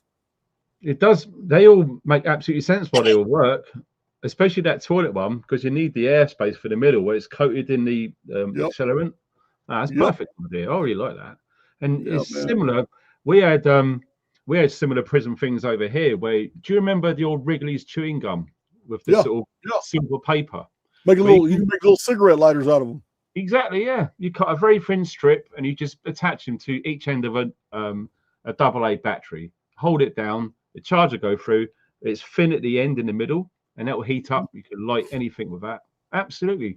Without a cigarette lighter. There's loads of things like that. And I think these little skills are going to be important because, you know, you could buy 100 cigarette lighters. At some point, they're either going to get lost, they're not going to work, you're going to barter them, you're going to sell them, and then eventually you could have nothing left. So learning these little things really could help in a pinch because, you know, learning something is better than knowing nothing at all. Absolutely. So it's true, man. It's absolutely right. I mean, firewood as well. If you've got a wood burner or a furnace, make sure you stock up on firewood. You know how to get it, how long to dry it, when to split it, what to split it with. Gas, kerosene, coal, diesel, petrol. There's nothing wrong with stockpiling those. And the weird thing is about, you guys call it gas, we call it petrol, gasoline. You can get, say, a 20-litre jerry can full of petrol, keep it in your garage or your shed or your basement for 20 years, and it will still work. Lots of people say, BS, no way. All you need to do is you get a 5-litre plastic water bottle, empty the water out so it's empty, okay? What you do is you pour that old petrol, gasoline, into this 5-litre water bottle, fill it up to the top, put the lid on tight, you turn it upside down, and you leave it for 24 to 48 hours. What happens is slowly all of the water and the shit will go to the bottom. So what you do is you get your lid and you open it slowly until that level comes down with all the water and the shit comes out, tighten it up, and you're left with gasoline, which will 100% work on any gasoline-powered vehicle, even if it's 20 years old. So shit is the fan. You go out there, you siphon from some fuel from an old car, and you do that. It's not going to jam your fuel lines. There's tons of hacks. I mean, you could talk for weeks about all this shit. Yeah, and we won't read all 3 hours. It's a Holy fast, shit! dude. It's a fast 3 hours, man. Friggin' dude. My God, when Crazy. did that? Oh my God, I better hurry my ass up. I'm sorry, guys. That's a long Oh one, isn't it? no, it's good. Ain't nobody But going anywhere. Shoot, you still got a whole bunch of people listening. There's 1,000 no, people that's in cool. the chat. How many's in the chat? I can't even see from here. There's 1,001 right now. No way. That's awesome. Oh, well played, everyone. Tell your friends, share the video. That'd help. Oh my God. But yeah, stuff like that, it's just incredible because so many people are told the lie that you need to get. What's that crap you got out there? It's called sea foam, where it's like an agent that you put into your gasoline to keep it Oh stored no, for longer. octane. It's called octane booster. Yeah, there you go. Yeah. But you don't need to. You don't need to. All you need to do is you need to understand that diesel, petrol, water, they're all got their own weights. You let nature take its course and let the high go high and the low go low. You get rid of the low, you got clean, and it will work. 20 years plus. So don't worry if you got old gasoline. If you do that, it's all good. Well, look at this. Look at the screen. I want to show you something. Oh my God, look at that. This is on. Listen, everybody needs to get something like this. This is on Amazon. It's only $20. Jeez. Everybody needs to keep something like this in their vehicle or in their car. Yeah. I've ordered like 5 or 6 different of these, but this is one of the best. Guys, you got your compass, you got your windshield. You see that pin on the left, far I've left? got one.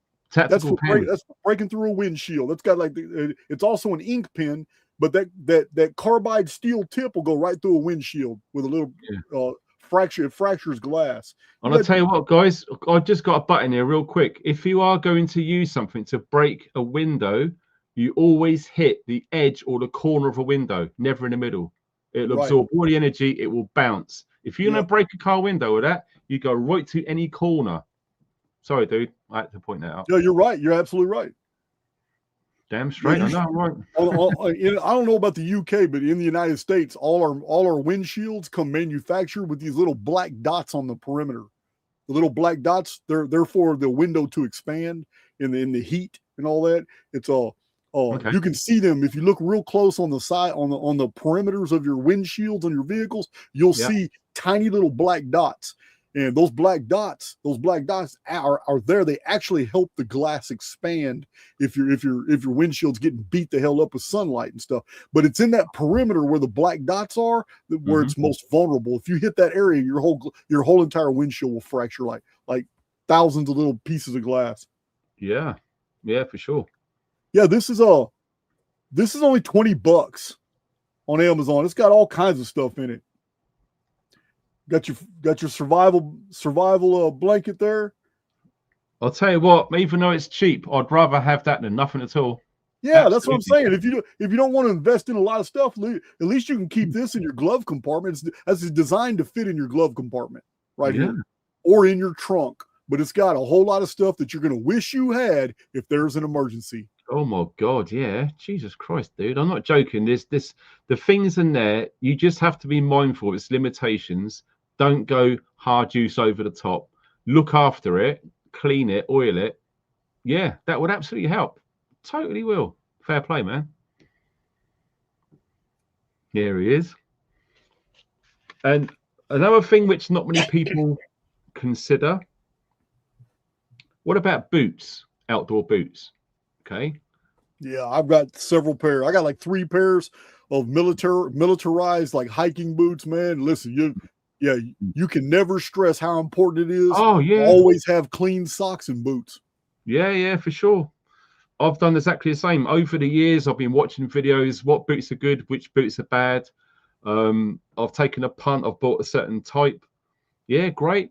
And what I would do, I would get a pair of boots. I would get them. I would wear them in, break them in. You've got to make sure they're comfortable. Get the right insoles as well. Very important, because you're the one who's got to be hauling your friggin' arse everywhere. You want to make sure your feet are comfortable. And once you've done that, you've broken them in and they're molded to your feet and they're all good, get a different pair. I think I've got about 8 or 10 different pairs of military combat boots, all of them broken in, all spare laces, ready to go. I've got the cleaning kit. I've got the snow seal, the wax to maintain them. I've got the peace of mind now that all I need to do is the boots that I wear all of the time, when they start to fail, I just switch them out and get another one. I'm not going to touch my other 8 or 10 pairs of boots. They are ready for when I need them, when everything goes shit, where you're not going to be able to go to a shop because you didn't think ahead. Your boots are worn flat, there's no grip, they leak, and that's all you've got. You need to think ahead. Sewing kit. You got lovely clothes, outdoor clothes, you've got Gore-Tex jackets, and you rip it because you've gone over a barbed wire fence and you've got no sewing kit. Wow. I hope you like getting wind and rain onto yourself because you haven't looked after your own kit with a sewing kit. Barter items. Then this is the last and final part. Now, at some point in time, around the time of the collapse, precious metals like gold and silver will be needed. For a limited time, probably 3 days, cash will be good too. After that, it's just going to be toilet paper. You need to start getting into the mindset of there's no such thing as money anymore. You're going to need to trade, swap, barter. I've talked about that on my channel, that if you're cash heavy, when you suspect a major disaster is going to do a reset for maybe 2 weeks, 3 weeks, 2 or 3 months, I've talked about that too. It says if you're cash heavy, use that cash to buy every single thing that you think you need during those first few days before the population realizes, because within a week, that cash will mean nothing and everybody is going to be on the barter system. Yeah, absolutely right. It's exactly the same as what I believe in too, because us guys here, we've got heads up on all this. Lots of those normies and sheeple out there, watching sports, drinking lager, not sure if they're male or female, forget them. Concentrate on yourself, okay? Thinking ahead, getting it squared away before these numpties wake up. Like Jason said, and they'll figure it out at some point. Cash won't be worth jack shit. So stuff that's going to be important, okay? Not everyone's going to be living in a building. People are going to get evicted. You've got repossessions going on in America, okay? Camping kit, tents, sleeping bags, air mats, sleeping mats, wool blankets. Things that are going to save your ass when it's cold are going to be worth the weight in gold. They will be 100% worth their weight in gold. You got a decent thick sleeping bag and you're going to give it to someone and they're going to swap a sleeping bag for, I don't know, 20 litres of whiskey. It's a fair trade. I'm not joking. Listen, that sleeping bag is going to keep that person alive. Bottles of any liquor, whole jars full of dehydrated like peppers and soup mix. Because people are going to want to flavor their foods. Salts are going to be of extremely high value. But there's one thing I want to address because I know it's not on your list. I know it's not on your list. Go on in, try me. Because nobody wants to talk about it, but it needs to be said. Because this is another thing that I learned in prison. And this is going to gross some people out, but it will save your life, because if you don't take care of this, it'll get out of control when you're living in a situation where you don't have access to showers and baths on a regular basis. But people, I just read somebody's comment about learn how to use leaves from backpacking classes to wipe your ass and all that. And I'm going to say that I do not agree. I do not agree. There's a much simpler deal. Listen, the French do have it right. After you take a crap, the best thing you can do is have a bowl of soapy water and a rag that is for that purpose, that you keep cleaning that same rag, but it's just to clean yourself. Yeah. So when there's no toilet paper, that's not really a problem. That's people are brainwashed to think that toilet paper is a necessity. It's not. Don't think it's a necessity. Yeah. One wash rag in some water will clean you way better than toilet paper ever will. Yeah. I had to learn that. I was contracting out in the Middle East when the Iraqi freedom was going on, and we had to do exactly the same thing. You go to a toilet, there's a freaking hole on the floor with little footprints either side, no paper. What? Yep. There was this little tiny pipe, and you pulled the trigger, and cold water come out of it, and you just leant forward, and you just washed that crap away from your ass. No paper, and you pulled your trousers up all wet. That's how they do it out there. But when you think about it, how much space is going to be taken up by 2 toilet paper for you and your family. Don't even need it. You don't even need it. You don't need it. You don't even need it. In fact, people have been using like cut up old pieces of like busted up jeans in little patches. Okay, you can just use that, wet it, wash it again, reuse it. Never have to buy toilet paper ever again. Man, can you imagine how much space that's going to take up? Yeah. Yeah. Man, I'm not joking. In fact, one of the first things that went off the shelf here in the UK when that bullshit conflict happened was freaking toilet paper. Yeah. I saw two guys about to thump the living shit out of each other over the last pack of 12 toilet paper. And I just stood there and I wish I videoed it. I wish I got my phone. Imagine? Hey, can you imagine being in that situation in a parking lot full of hundreds of people panicking, and there's dozens of people coming out with toilet paper and a fist fight over here behind toilet paper, and people were arguing with each other? Why you got so much toilet paper? We're trying to get in here to buy some too. And you were just to calmly look at them and say, stop. Why don't you just clean your ass with a rag? Why do you need the toilet paper? Do you have any idea the looks you'll get? Like people just don't process information. It's like everybody's running around vax injured now. They can't process information. And see how simple. There are simple solutions for everything now, man. It's crazy. There is, man. I think that's the problem, because we was born and bred in a much more simplified life, and everything is by design got so complicated now. Whereas one little thing goes wrong in something which needs many things to work, the whole thing doesn't work. It's the wrong way to go. That's why I prefer buying old 4x4s that were made in the 90s. Okay, you start buying some of that latest shit with all the electrics and sensors and all that bull crap on it. One little thing goes wrong, the whole frigging car won't work. Man, is that beneficial? Hell no. No way. So Jason was absolutely right. So you start getting, I think in America you guys call it liquor, and we just call it spirits. So yeah, your vodka, your Bacardi, all of that sort of stuff, that will last forever. Okay, just make sure, and this is very important, keep it out of the sunlight. Okay, if you've got liquor, you're storing it, cool, dark place, away from damp and odors and light, because it will leach in over time. Cigarette lighters. There was a story which happened in real life when the Kosovo War happened in the 90s.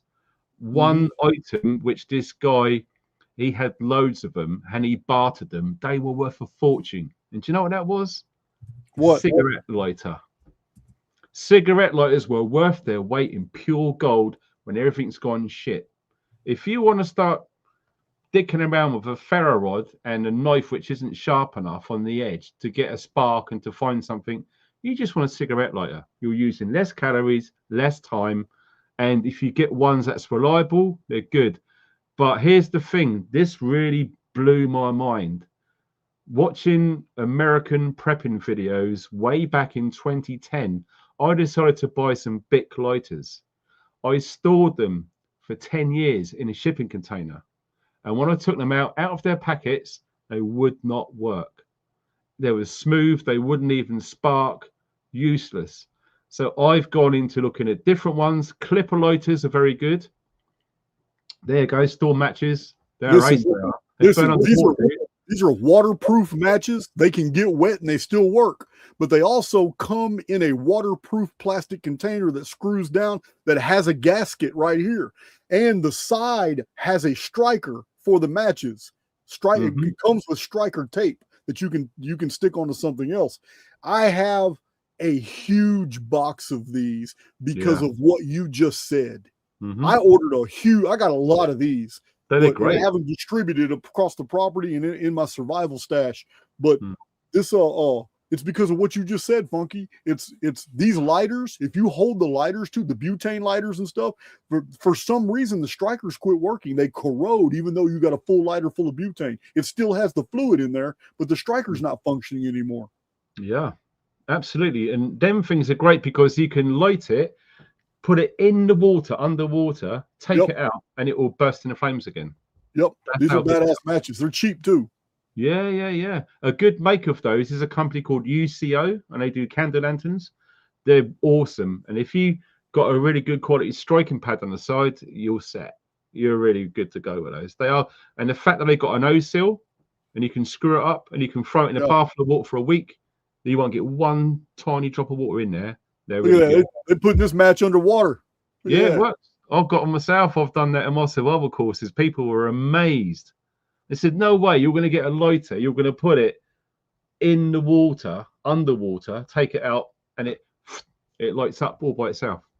They're awesome. And they last in the wind. The wind won't blow it out either. You remember those joke birthday candles where you blow out and they reignite? Yeah. You can use I them. remember. They're great. Right. They will last for ages. So, what else have we got? Hygiene items. Now, who has seen the film The Book of Eli? Most people I have. Yeah. Yeah, great good. film. Really good film. They filmed it all in like black and white. It's beautiful, and that sepia. I love the way that was shot. It's such an awesome film. But in that film, if you remember, they use KFC little wet wipes, and there was a sample size bottle of shampoo for his blind girlfriend. And honestly, when you think about that, long time after everything's collapsed, to have something that smells nice, it's going to trigger that memory back to when times were good. It's going to be so beneficial for mental health. It's going to be absolutely incredible. And people will barter items like that. Yes, they will. Shampoo, conditioner, even spray on deodorant, whatever it is, even nice minty toothpaste. That is going to be, oh my God. I remember seeing a scene of series 1 Walking Dead when they've been living out in the field for months and months and months, and they find this bunker complex and they go in there and they're invited to have a fresh hot shower. First hot shower they've had in months. Can you imagine how good that's going to feel? So you think of hygiene items, they are absolutely going to be worth their weight. I've got shitloads of bars of soap, toothpaste, new toothbrushes. I bought them all back in 2020 or 2019. Never have to buy them again. I've got them. It will last forever, pretty much. Okay. Things like pens, paper. Okay, because they're not going to be sending messages on your freaking little gay phone anymore. No, you're going to be writing stuff down. Write in the rain paper. Very good. Permanent ink. Stuff that's going to stay and not wash off in the rain. Knives, ammo, bolts for your crossbow. Got a crossbow hanging up there. 175 foot-pound. You're not going to be wanting to be on the wrong side of that. So the good thing about bolts is you can make your own. Jason will tell you, any material that you want to use, which is straight and long with enough weight in it, all you need is a pencil sharpener, put a point on it, dip it in something nasty. Guess what? You're defending your home with pride that way, and you're never going to run out of ammo. Okay. Vehicle parts, a very, very contemptuous subject, and spares as well. Okay. Now, not everyone is going to have the time, the money, the space to store every single spare part they're going to need in their vehicle, but you're going to want to make sure you can at least get it going. So oil filters, diesel filters, okay, air filters, all of the cheap consumables which you should replace on an annual service at least, okay, batteries, alternators and starter motors, maybe some spark plugs and glow plugs, but everything else you can, it's entirely up to you, but I would concentrate on just getting the vehicle frigging moving. All right. People don't talk about this. What about kids? We're all adults. We're all over 50, most of us. Kids are going to be bored shitless. People, get them games, get them something to occupy their mind and to cheer them up, to take their mind away from the shitty new world which they've just walked into. Okay. A friend of mine who spends a lot of time in Japan, I've had him on my YouTube channel, Dave Silver, talking about silver bullion and stuff. He has got these really cool games consoles, which you can fit like 1,000 games on there. And you just need to charge it up with USB. Some of them you can take the batteries out, which is a better option because they will always work. And then all of a sudden that kid, your son, your grandson, has got 1,000 different games to play to occupy his mind, take his mind off things and pass the time for him or her. Games for kids, board games, anything. Think of the kids, think of your pets as well, even pet dog food, pet medication. Start stocking up on it, okay? And one of the things which is very, very close to Jason and I's heart is books. Don't get your head around the idea of, oh, I can go in a Kindle and I can stream. No, that won't be available. Eventually that Kindle is going to die. Books, if you look after them, Look behind Jason right there. They will last donkey's years. And I bet you some of them books he's got there are 100 or 200, maybe older, 100 years old. I've got books from the 1660s.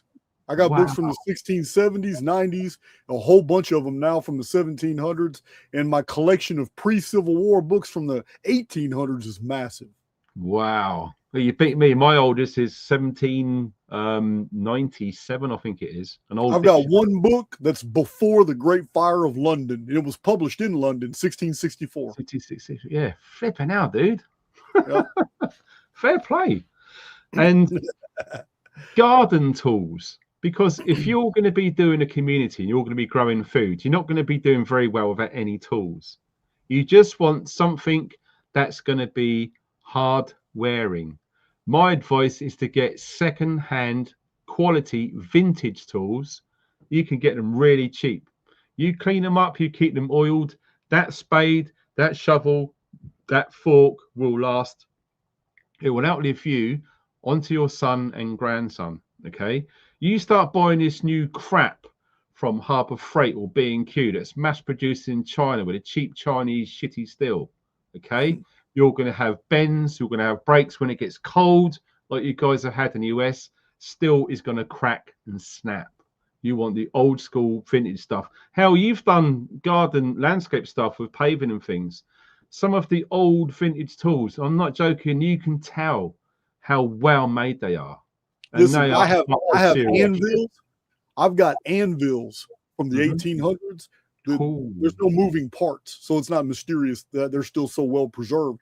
But I have coffee bean grinders that are made of nothing but black wrought iron from the 1800s that still work just perfectly. Oh, dude, I'd love to see that one day. Listen, I even have a pump. Yeah. I even have an actual hydraulic pump from the 1800s. Still works just fine today. I have a lot of antique machine parts types deals that you can attach to tables, and they're all made out of black wrought iron. And dude, they are just they all work just as fine today. So some of them have multiple moving parts. When I was working for Vulcan facility in Tomball and oil and gas, one of the machines they have in the facility is from the 1930s, and they took it out of facility that went offline and they relocated it. There's no new parts added to this. It literally welds fins onto long oil pipe tubes for fracking. The fin tubes are put into slip pipes, and liquids are poured, coolants are poured into the finned parts, so the superheated gas comes up the middle when they're fracking here in Texas. So my job was to weld those fins onto those tubes, and this machine was made in the 1930s, and it needs almost no upkeep. You turn it on and you just back up and let it do its thing. That's amazing, dude. Yeah. It really is, though. I mean, you know, there's probably people out there watching this right now who's got a few old tools, whatever tools they're for, whether it's for working on vehicles, whether it's going to be in your shed, whether it's house repairs or decorating, whatever it is. You often, more often than not, you're going to find the quality of secondhand, old, now vintage tools are going to be way better quality than the crap that is mass produced today. It absolutely is. And then the last things at the end is things like oil. Like olive oil, like Jason touched on earlier about food.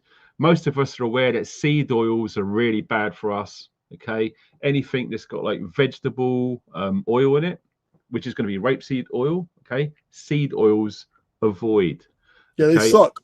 They're terrible. Olive oil, genuine olive oil, right? And the only way to tell whether your olive oil is genuine is put it somewhere cold.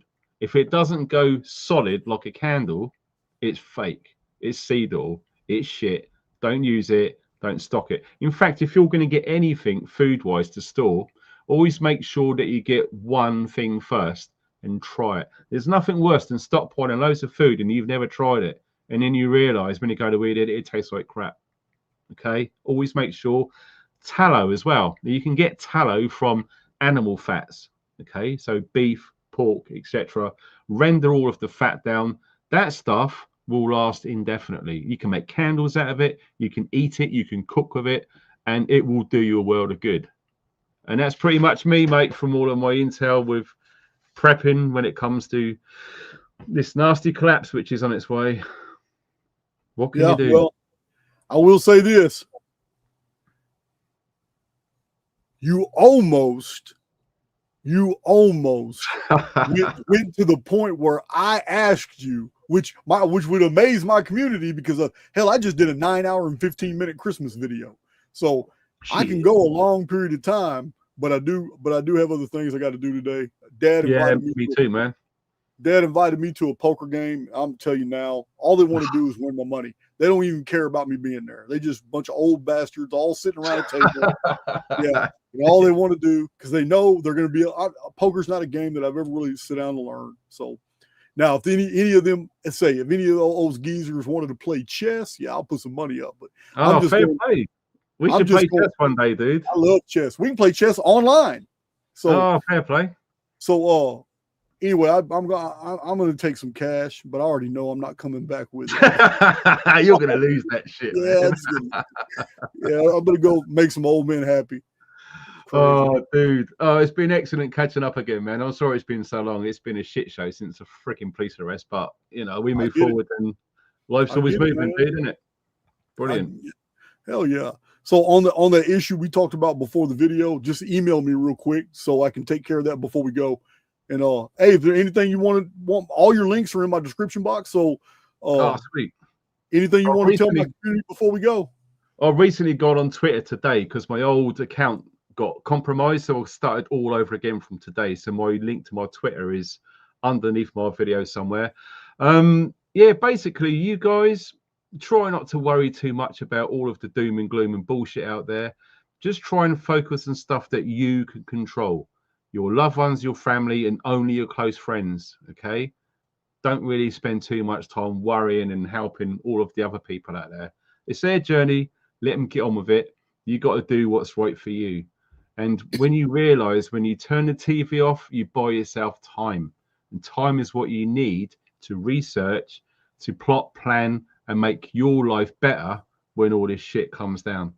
And I'd like to thank Jason again for being awesome and all of the time he spends spreading that amazing information out there. It's just incredible. I've not found anyone else on YouTube that comes close. So fair play to Jason for doing what he does. And you got an awesome community, Jason. Some of you guys have come over to mine, and it's great to sort of cross-link. It's really neat. So I appreciate it, dude. I'm pretty sure a whole bunch of them are going to get refamiliarized with your stuff. Oh, all good in the hood. Yeah, when you get on X, look me up because I got a huge X community and it's just growing. Oh, sweet. Okay, man. Yeah, I'll have to have you on my channel one of these days when you calm down from your workload a bit, mate. It'd be awesome to get you over. Man, all right. I'll holler at you later, bro. No worries, man. Take care, guys. Yeah, he's got good energy, man. Good energy. I'm gonna play my outro, and I'm gonna head to that restroom because he almost beat me. I was just 1 minute away from saying, "Bro, it might be time to go." All right, let me go and play this outro. Here's a whole new one, a new song you guys have never heard before. We're gonna jam this song right now. Yeah, man. Let me find it real quick. Y'all tell me how this one is. If you like it, I'll put images with it. Jason Brisher's Archaix boss, Chronic and Floss, dropping truth nukes while fakes take the loss. Dunning-Krugers, more like Dunning-runners from facts they flee. Barf parrots, squawking BS, no originality. Sit your Pampers ass down before you leak the plot. Diaper rash from hot takes, that's your ego rot. Archaix awakens in the simulacrum game. Texan ex-con biker, putting shields to shame. Jimmy Crissetti, right inside, nah, dim bull fright. Digging Reddit holes, but your theories ain't tight. And your nailers, that your brain a low beam dude. Overestimating smarts, Dunning-Kruger crew. You on Joe Rogan?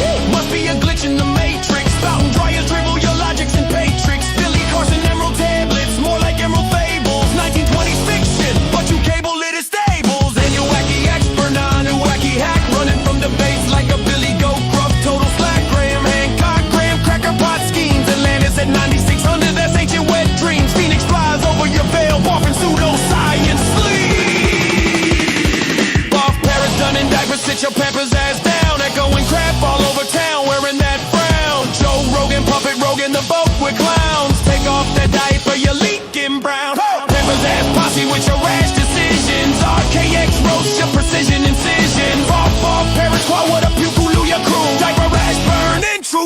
changing you. Joe Rogan, Bar Parrot King, Joe Rogan for thin facts. Jewish control, nah, that's the Sims artifact. Yes, like Carlson, Billy Buttons, bubble burst, 200K views. That's viewership rehearsed, no real debates, just Shill's gate, keeping the door. Avoid Archaix, your chicken to the core. Gaia TV, Gaia scam, commercial alienation. Federation fables per constellation, frustration. Social media trolls, environmental waste. Hating on Jason, he's the chain breaker ace. From prison to empire, that's the self-made grind. You wave slaves, popping hate, mine left behind. Old history, yours is a clown conspiracy show. Phoenix resets real, but your bird brain slow. Christian rights rising, more like right tarded flow. Denzel brand actors in the symbol drama glow. Man, sit your pampered ass down, feel that chafety dance. Rash from lies, no ointment for ignorance. Adult dumb masses in big boy Pampers gear. Moonland is real, that's lunatic fear. New slogan, diaper dunning dash, run from the burn. Or Pampers parrot panic, watch the tables turn. Archaix Academy, 7 me, 2 courses deep diaper. Why you parrot BS, losing your wiper. Chronic truths, your chronic con denied. AIX agenda, got an AIX to grind. Reddit roast Jimmy, meme lord, no history cred. Randall Carlson, Randall sideline theory shredded. Pseudoscience on Rogan, pseudoscience debunked. Fans hearing noises, your ghost busted punk.